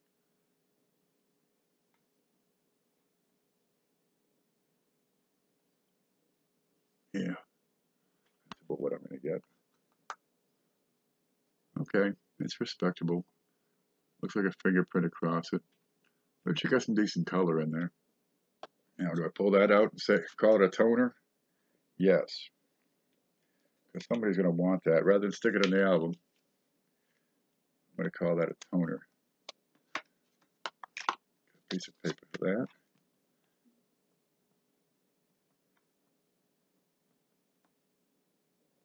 And I got AU written on that.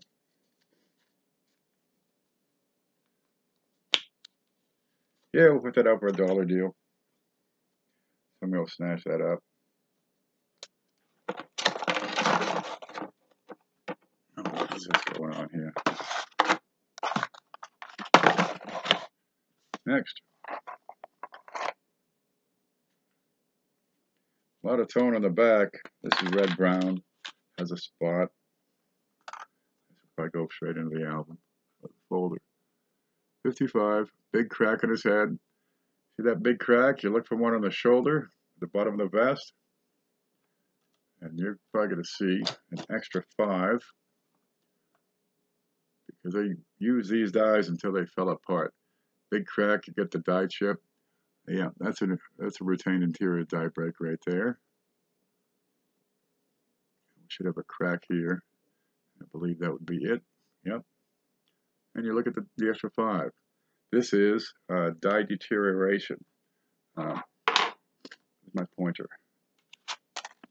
If you can see it, the lower end of, where's my stick here? The lower end of this 5, you're going to see what looks like an additional tail.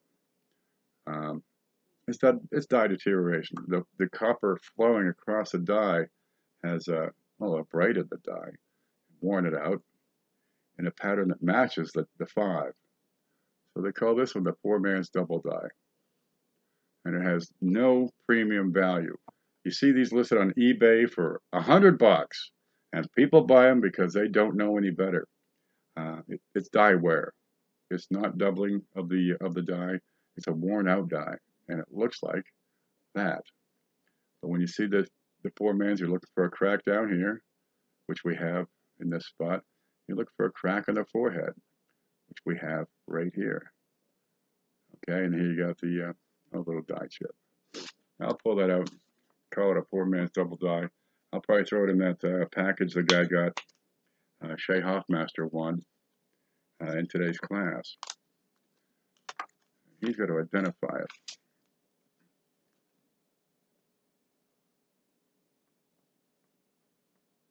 That's his homework assignment.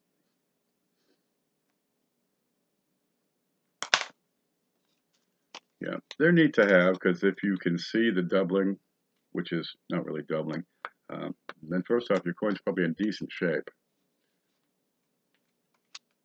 There we go. I'll put that up here with him. So you got a decent coin to start out with. And that's always nice to have. Okay, 55 what? D? 55D. Real good shape. No cracks. No cracks in the head. Is that a crack in the head? No. But it's red and brown. A little bit splotchy in color. But you got full luster, full tone. Okay, this would be like an MS60. RB. Back. Again, lots of brilliance. Yeah, but I get them. They're beautiful. I mean, sparkling. They don't have the spots, and I moved those up for $1. So I'll put this in the folder. 55D, right there. That's the best looking one in there so far. Can you see those glow in the dark already?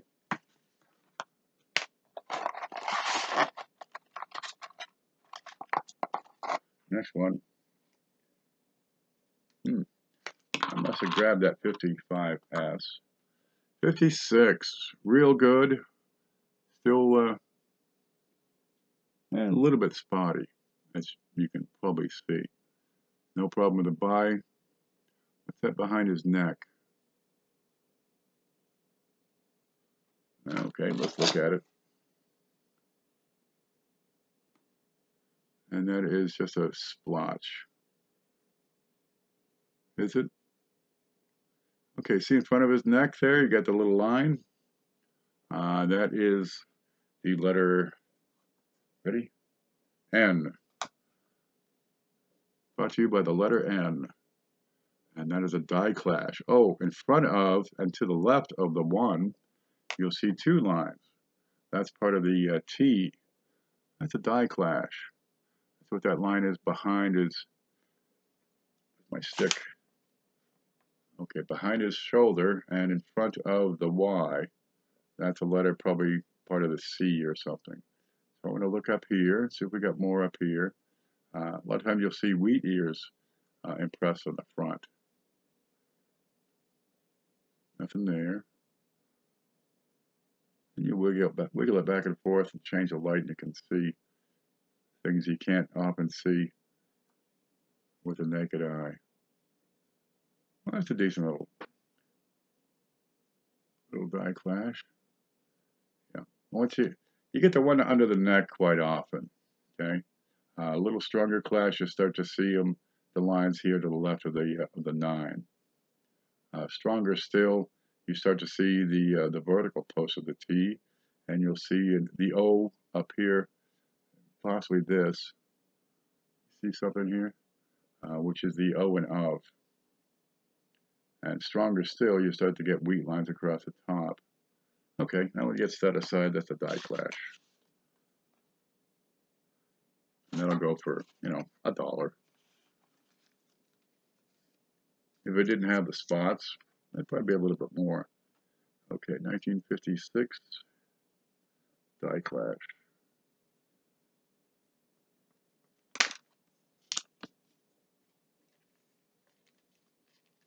Now, I was going to stick that in a book, probably go for 10 cents, 15 cents. That is a die clash. Once you've identified it, yeah, you get a little premium. But if I can't settle alone, I'll put together, 10 die clashes or a dozen, different die clashes. And then they'll go. It's a real shiner 56 with a spot. Good looker, clean, decent. Liberty looks clean. Let's look at that mint mark. I don't see any problems there. And it's got this big spot on it. Ain't that a damn shame, huh?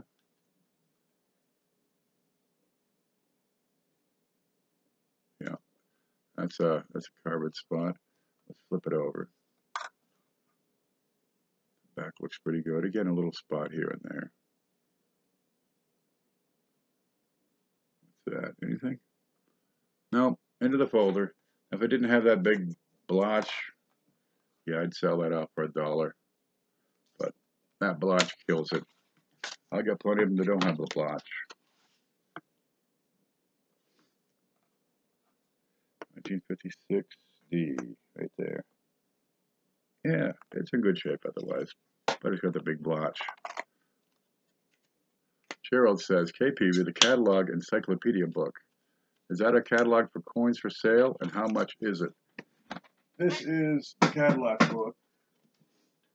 It is the comprehensive catalog and encyclopedia of U.S. coins. This is what I gave away on today's coin class, and I got no problem giving it away because I got 2 of the darn things. Alrighty, I get these for about $4. I sell them for $5 plus the shipping. Now the prices are. Let's look at the date on this.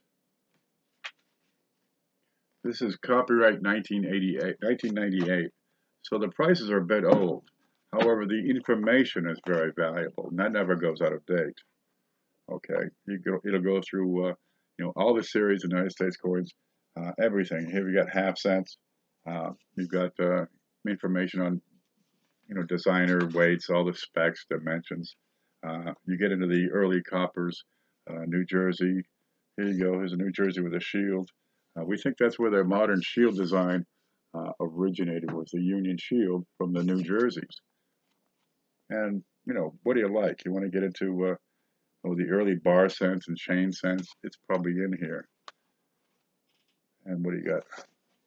Let's see. The 1994 D dollar, right? They made 81,524. Excuse me, I got to adjust that. 20 years ago, the price in MS60 was 21.50, according to this. Now, you really have to take these prices with a grain of salt, because everybody's prices are different. In the back, you've got patterns. And these are where you get into some really awesome coins. You know, like, let's try making a coin. You know, you got your $3 golds. All your gold coins are in there. Experimental trial pieces. What's this one? This is a pattern design trial. Burst 27. It's in Roman numerals. Standing Liberty figure, head turned, holding sword in right hand, a Liberty cap on pole on the left. All right. That was a $50 pattern in 1891. All right. That's this one right here. Now, that would have been a nice little dollar, right? But they went to, they were using the barber design right there. But that was a $50, excuse me. Okay, the next pattern with a photo is a 1916 pattern design trial piece. And that looks real close to the current standing Liberty dollar. Yeah, that's what that is. It's pretty handy. It's a $5 bill, because I'm going to give this away in the coin class otherwise. People like this kind of thing. Everybody else gives away coins. I give away knowledge. And I can probably get another one. They show up from time to time. So if you want it, there's an email right up here. And shipping, I send it out media mail. Probably be about $3 more there. I'm pretty sure that's made by put up by Coin World. What's the publishing price? They may still have new ones. The book cover says $20 20 years ago. Yeah, it's one of the big, heavy, thick ones you like to have. Lots of photos. This is an unremarkable coin with doo-doo on it. 1957. I'm not even going to waste my time on this. All right, in the can. Yeah, there's good books out there. Build your library. You know, you'll read it. It'll stick around for a while. If you're not using it, move it out the door. You can give it away. You can sell it. You can trade it with people. I mean, get a few people and go from one book, you know, get the book from one guy to the next to the next. Doesn't that look kind of woody to you? It does look kind of woody.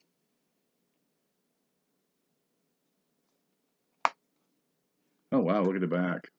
That's purple, blue, and red. I bet you this was a roll ender at one point. See if we can get the color to pick out. Great shape on this. And vivid colors. Now, there's a fingerprint on there, but the colors just glow. That one gets saved out. That one's going to be a toner.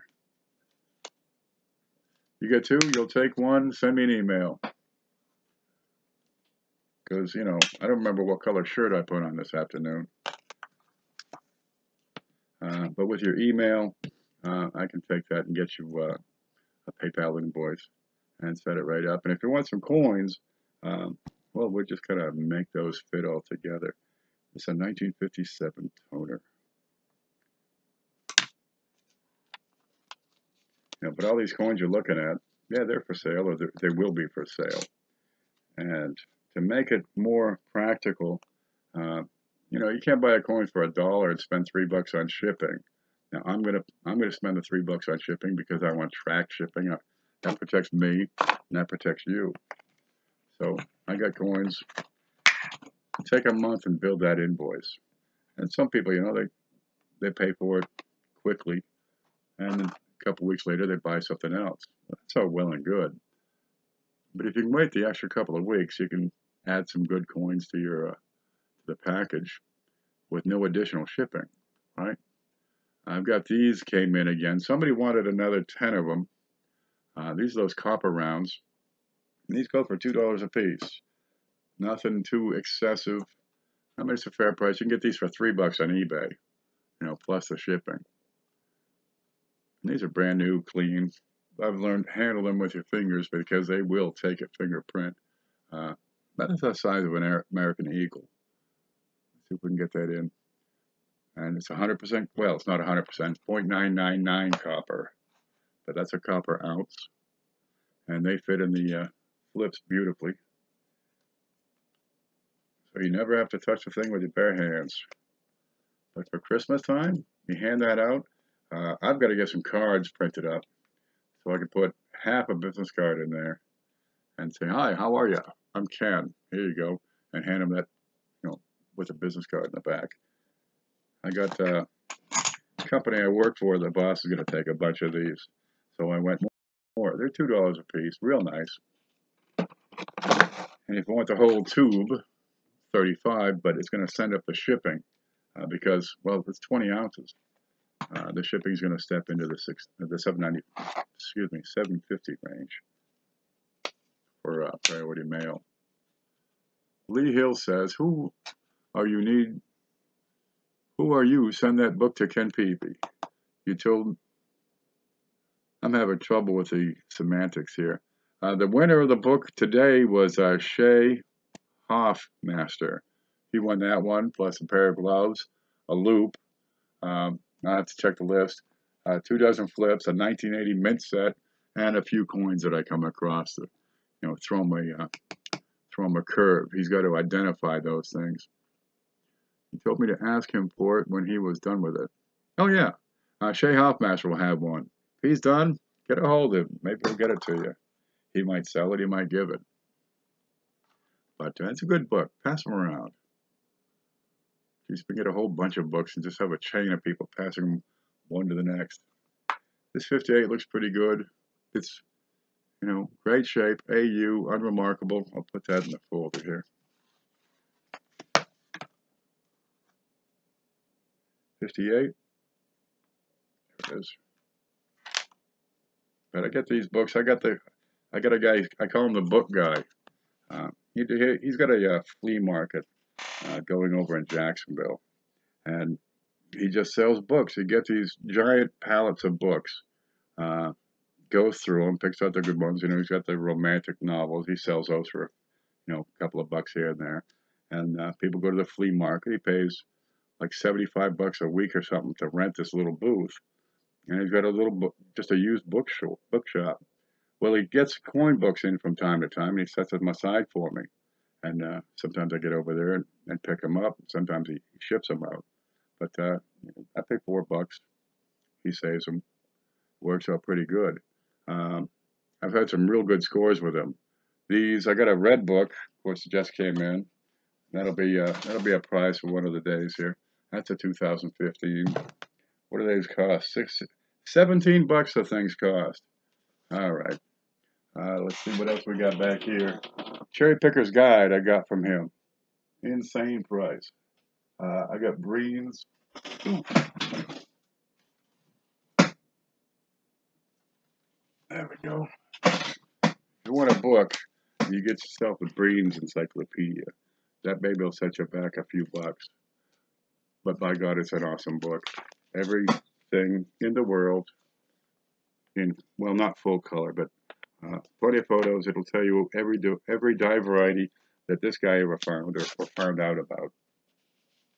Back in the day, this was the Cherry Picker's Guide, and there was nothing else. Right? That's a neat one. I hold on to that one. It's actually for sale on my blog for $150. And Ken Potter's got one for sale for $150. That's what that book is, and it's a peach. Okay, back to what I was doing. So if you want the copper rounds, they're $2 a piece. But if you can get Cherry Picker's Guide used, for less than $20, get it, because they are in high demand. Everybody wants one, And 20 bucks is a lot to spend on a book. What do we got here? I got a 1960D. Yep, I just found it in my notebook. Thanks for answering me. Okay, I'm trying to think what the question was here. Let me get over to chat here. Cheryl says, the catalog encyclopedia book. Is that the catalog points for sale? How much is it? There you go. Morgan Dollar says, this is absolutely pointless. These clouds won't show anything longer than 5 minutes. I give up. Try setting a giant fire, and the heat will move the clouds aside.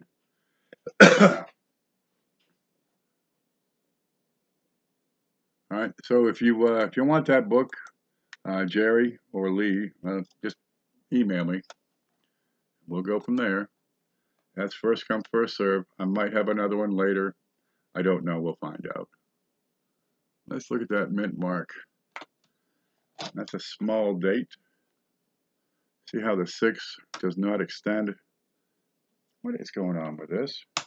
I've had no problems with this for weeks. There we go. A small date or a large date?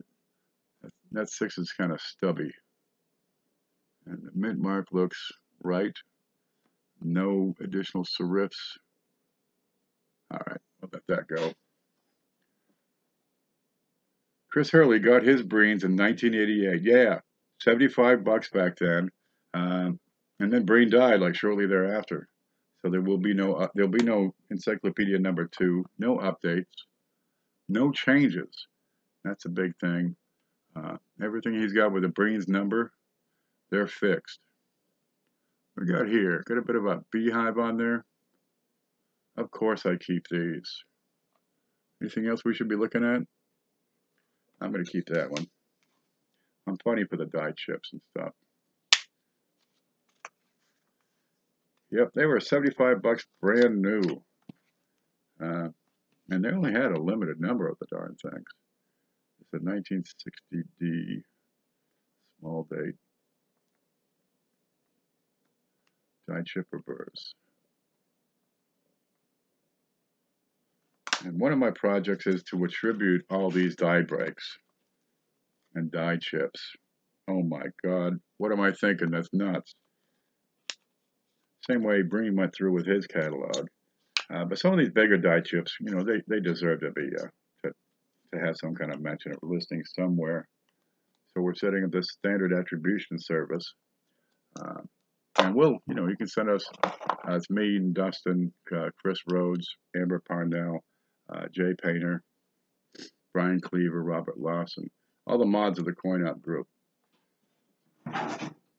Because, well, we seem to be quite knowledgeable, but more importantly, we're a pretty good team, and we can jury each other's coins, and we've done that many times. Jay Painter just sent me a 72 double die, and dude, this is a new discovery. So I sent it back to him, and he's going to do with it as he pleases. But we can look at our, you know, we look at each other's stuff. We can send photos. We can send the coin. Either way works. But we're setting up an attribution service so anybody can send their coins in. $5 fee. I specialize in Lincolns, 2 cents, 3 cents, and you know we're just kind of getting the finishing touches on that, and that's promising. We'll go from there. I don't suspect it's going to be a big money maker, but I've had, you know, what, 50, 60 coins sent to me so far, so it's a little shot in the arm. But we're setting up the service so that we can bring in new people. Now, the thing with Breen, he died, his work stops. Wexler, all the WDDOs and all that, when he dies, his work is going to stop. Copper Coins, again, he's got his own attributions numbering system, and that's all well and good, but when he dies, it stops. Okay? Crawford, he's gone. His listing stopped. But with a standard system where we can bring in competent people to continue the listing service and the attribution service, well, then it doesn't stop. How much did he say for the book?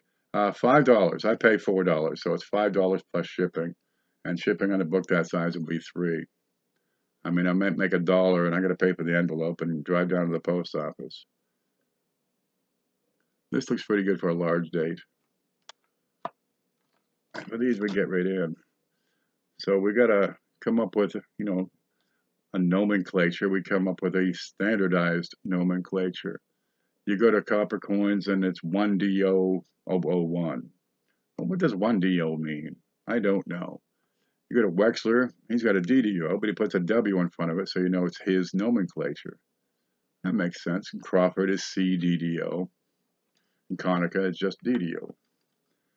So since we're going to be the standard, it'll be SDDO. But it's not just the DDOs, it's DDRs, you know, the RPMs, but we'll get into all this other stuff too. You got the BI errors, the die chips, die cracks. Anything that is a die variety would have nomenclature. Your repunched dates back in the 1800s. You know, we'll take Snow and Cohen, all these fellows, Overton, that have done variety searches, you know, years and years ago, and we'll start cross-referencing those. You got right now copper coins, Konica, Wexler, Crawford. All of these have Lincolns attributed, and not all of them are cross-referenced. Konica rarely does. Copper coins does pretty good, but I found some discrepancies. Wexler sometimes, and no, I have to check Crawford. I think he does some, but we need to get this all straightened out. So there's one single standard. Because Crazy Maters Bailey sent me a 72. It says, which double die is this? And well, he says it's number 2. Whose reference did you use? Because I don't know whose reference. He just says double die number 2. Well, was it Wexler's or was it Konica? Okay, he came back as Wexler's. I don't see anything fancy on this coin. But we can put up a cross-reference database. And as long as we're all using that, we can keep that going indefinitely. Somebody retires, and right here. Somebody retires, drops dead, we get a replacement in, we can keep going with that standard reference database. So effectively we have a more permanent system going. Now that'll take some time, but we'll get it. And the next thing we're adding is we're not going to slab the coins.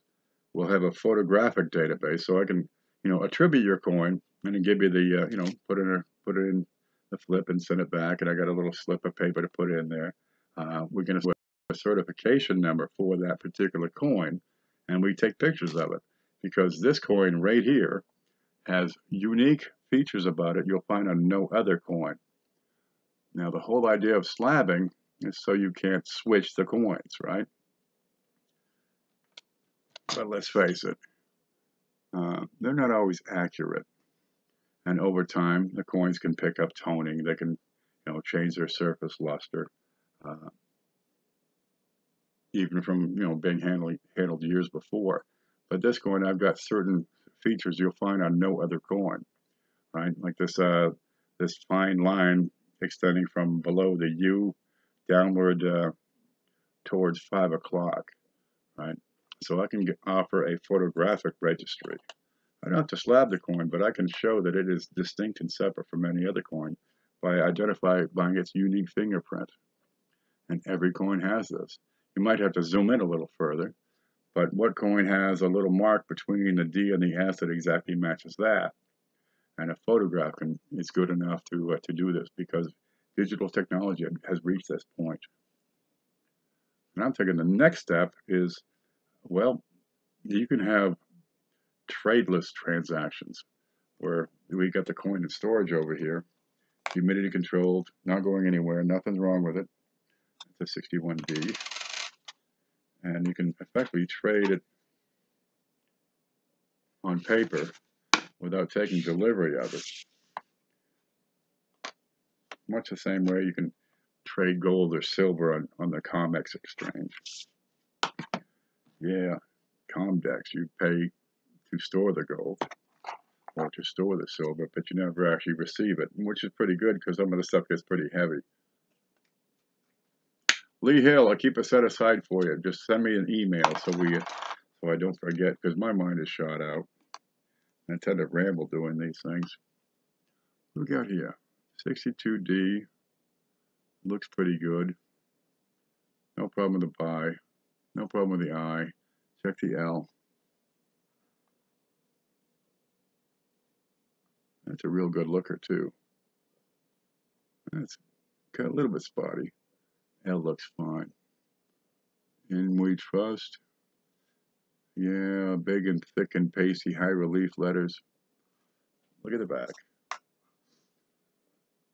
So we can attribute the coin, we can certify the coin, we have a photographic registry so you can look it up, right? You got a coin and it has our logo and it says, you know, it's die chip number 17. And this is a certification number. And you want to sell it and the guy doesn't believe you, but he can look it up, right, using that certification number in the database and pull up photos of the coin and see that it is an identical match according to these fingerprint markers on the coin. Okay, that's that's a SDC 17. I don't see any problem with this.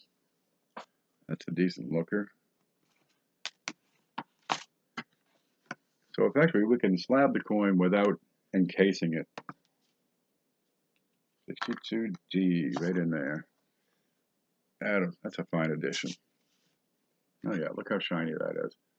We can get that in the light. Because the whole notion of slabbing is obsolete. Modern technology has replaced it.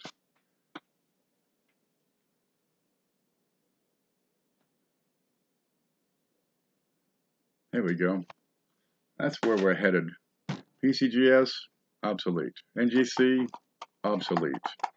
The notion of paying $75 for them to tell you what your coin is, obsolete. And they stick it in a slab, and the slab gets so screwed up, scratched up, discombobulated, that you can't even see the darn thing anyway. What we got here? Some little lines through the, and those are die scratches. Yeah, they're consistent all the way up.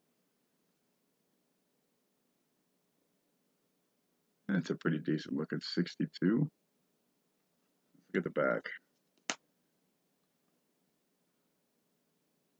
That's worthy. All right. Now in Lincoln number 2, right, you can put the wheats in there, but you really want to have all those BUs to fill up the rest of that book. What's the date on that? I don't know, man. My mind is gone. 62. That goes right in here. Because the BU memorials, I mean, they're not expensive. You just try to get the ones that don't have all the spots. And you fill that baby up with, BU memorials. I mean, you're going to get 15 cents a piece for them. And the person who gets that folder, he's going to have some decent coins to look at. So he's got the inexpensive ones out of the way, and he can focus his attention on his wheats.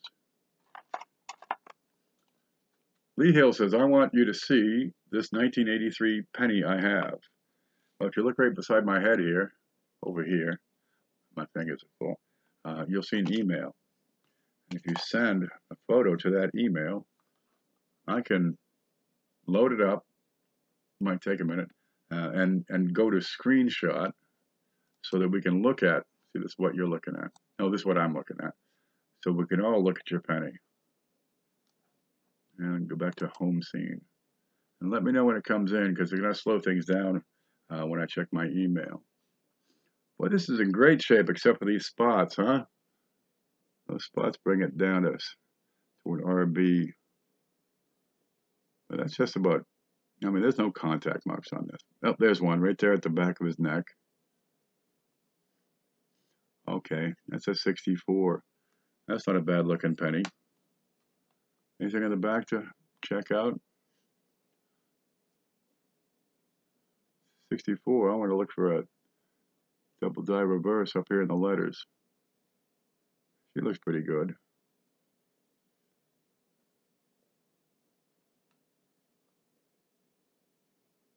Alright, not much here to see. Let me look at the loop in there on that bay, though. I want to see that.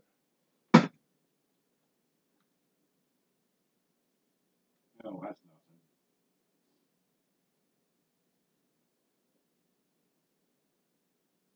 Oh, that looks normal. Well, this fella, whoever gets this folder, is going to have a nice 1964.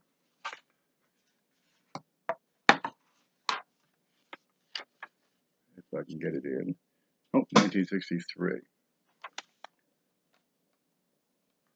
A lot of people don't have, BU 1963s and stuff. They don't have them. They got them out of pocket change. They're all brown and stuff. A lot of people have never seen a BU wheat. I mean, they're glorious. You've seen them. If you're one of the people who've seen them. 1963D. I'm going to look inside that 3. And that looks pretty disappointing. I'm looking for that double die. One day I'll get it. In great shape on this one. Little tiny die crack, just a hairline on his forehead. All right. What's the date on that? 63D. I'll go in here. Yeah, get those BUs. Keep every one of them. They don't have a whole lot of value, but they help you to sell, the product. Here's a folder of all circulated pennies, or here's a folder of all uncirculated pennies. What's going to get your attention? Nothing going on in this date. Yeah, that's a little bit of a blemish. We'll put it in the folder. 64, I want the BDR. No. I look at the points on that S. That's where it's going to show up the fastest and easiest, and you pick it out instantly. Nothing on this one. I'll look at the corners, right? The corner of that E and M. That's reflecting light the way it should. All right, nothing to see here. And tuck that right in there. Should I check my email? Let me know it. Oh, this one's quite nice. It's quite clean. It doesn't show it on the close-ups. Mark looks okay. Date looks okay. Eyeball, yeah. L and Liberty. I want to look at the bottom of that L.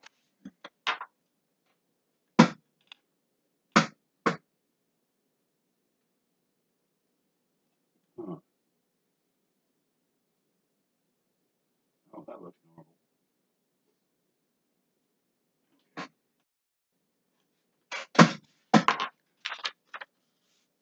4D. Put that right in. Ezekiel sent a 77 penny. I'm going to load up my email. Things are going to lag for just a few moments. Stand by.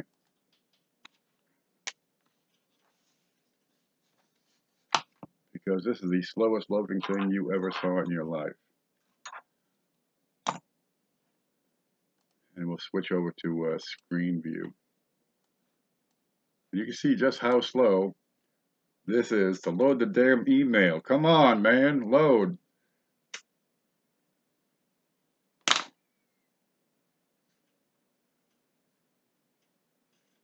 That overcast is raining now. Okay, Zeke has a 1977 lamination error. Let's have a look at that. And you should be seeing what I'm seeing. Yeah.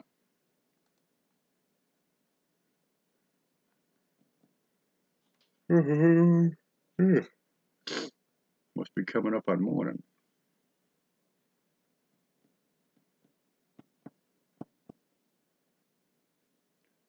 It's here. It's coming. It'll be another 10 minutes. But I'm pretty eager to see it. Okay, let's have a look. Look for a lamination error. Now, you see the lamination is a problem with the alloy mix. Oftentimes it's the tin. Now, these old coppers were made 95% copper with 5% tin and zinc up until 1962. In 1963, they took the tin away, and you'll see the woodies disappear after 1962. Can I see a burst? Is there another shot? Here we are. I'm not seeing a lamination. Now, it's going to be usually in a straight line. What I see here is a weak strike, especially along the base of the memorial. This is kind of scattery. Lots of little pixelations in here going on. It's like it's, got just a pile of contact marks to it. But I don't see a lamination error. All the details are here, all the fields are here. There's nothing missing. Now the laminations are, straight lines. What's this here? Is this in the left field? This bit? Could that be it? This is debris, and part of it's going to be the quality of the photo. So you've got it in hand. I'm pixelated over here, So you're going to have to make the final decision. Because I can't make the call on these photos. But I'm not seeing a lamination error. What's going on up here? I've got a bright area off the side of the stairs here, and I've got a darker area off the side of the stairs here. Well, that shouldn't be there. Okay, all right. I see, just this point. That's the step up. So I just have a bit of a flare or something there. This looks like a normal coin that's been circulated around a bit. If you could tell me anything more about it, that'd be great. I'm going to follow back and see your remarks of what I'm looking at. What should I be looking at on this 1977 Ezekiel?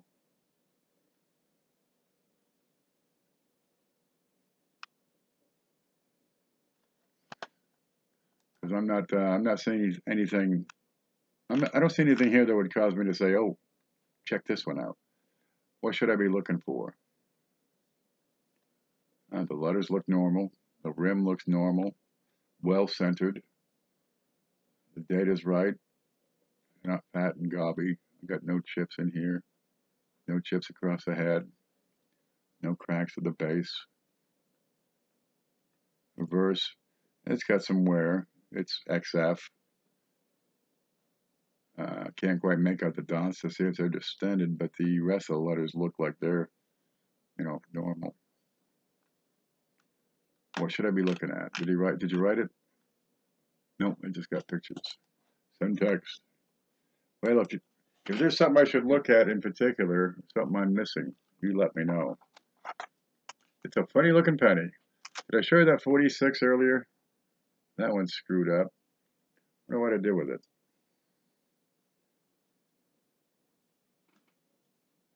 $1946, the fat one. This is what I call a funny looking penny. See if I can see it here. Home scene. That's what I call a funny looking penny. That thing is screwed up. And that's damage. That's 100% damage. Parking lot, road rage. Like a sand look. Yeah, you'll get that. It's a micro abrasion is what it is. Could be sand. Could be, drug around in gravel. There we go. Whatever it was, put all these little marks all over that thing. This one's got little spots on it. But the coin's in decent shape. That'll go in the folder.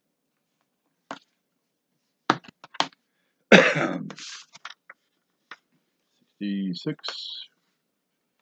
Yeah. coin.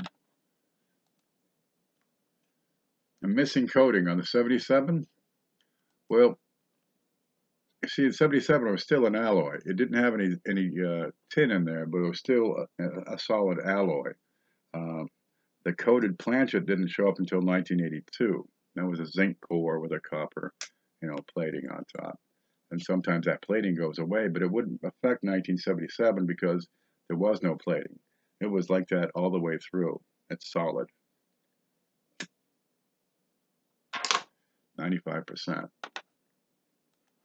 So it's not a missing plate. I think it's just, a whole lot of micro abrasions on there. And you'll get that. Maybe somebody, stuck it in a bag with some gravel so it'll make the right noise so they could attract a raccoon, have some supper. Good Lord, all sorts of things happen to these coins. Yep, they're inexpensive, they're handy, they're everywhere. People use them for everything under the sun. I had this housekeeper, and she said, "Oh, you want to keep the flies out? You nail a Ziploc bag of water with some pennies in it, and the light scares them off." And I'm thinking, something scared off her brain.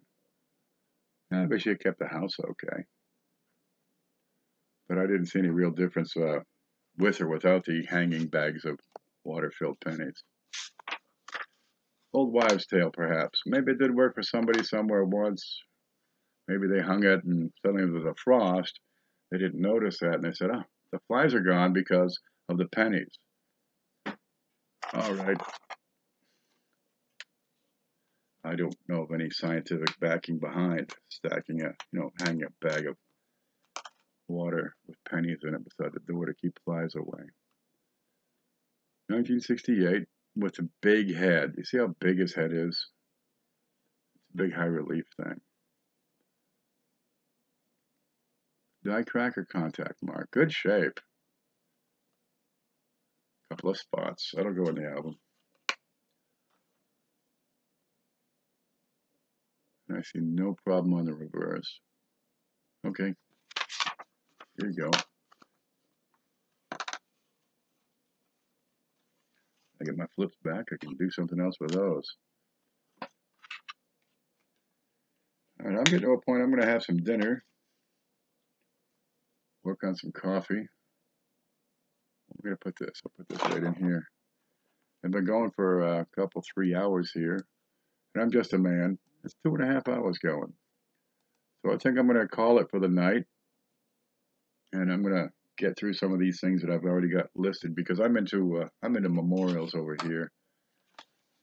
And you're not learning much from going through memorial sense.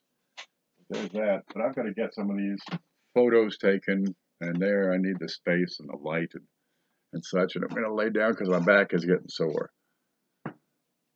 In the old days, some dopes used them in fuse boxes. Yeah, you don't need a fuse. Just put a penny in there. And that's what they did. Jam it right in with their bare hand. Darwin had a hand. He took care of that. Well, no matter.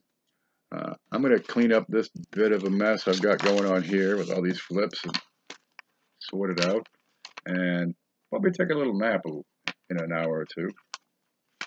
Have a little supper so I can pack on some pounds while I sleep. Guys, I want to thank you for stopping in on the late night show. And we'll do it again for sure.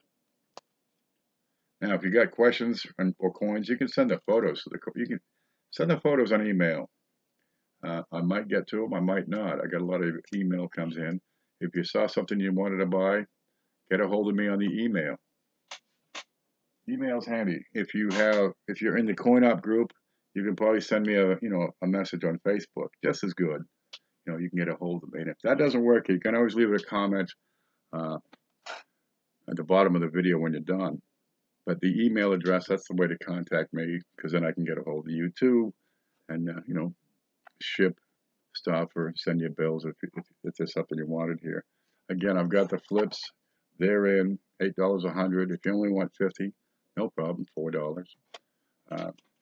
We got the, of course, the empty folders, $4 a piece. add for shipping. If you got the flips, you could add the box, $2 more, so it's $10 for the thing. And really, the way to go there is to get 3 boxes plus 300 flips and ship it, at $7.50. It works out. It's a little bit cheaper that way for the shipping versus 3 separately, and you get the free boxes. So that works. And I had something else, of course. I forget what it was. The flips, the boxes, the folders. Yeah, that's the bulk. Oh, and the copper rounds. I'll be getting those listed again. I couldn't believe how fast those went. I'll try it again and put those in a few different groups. So look.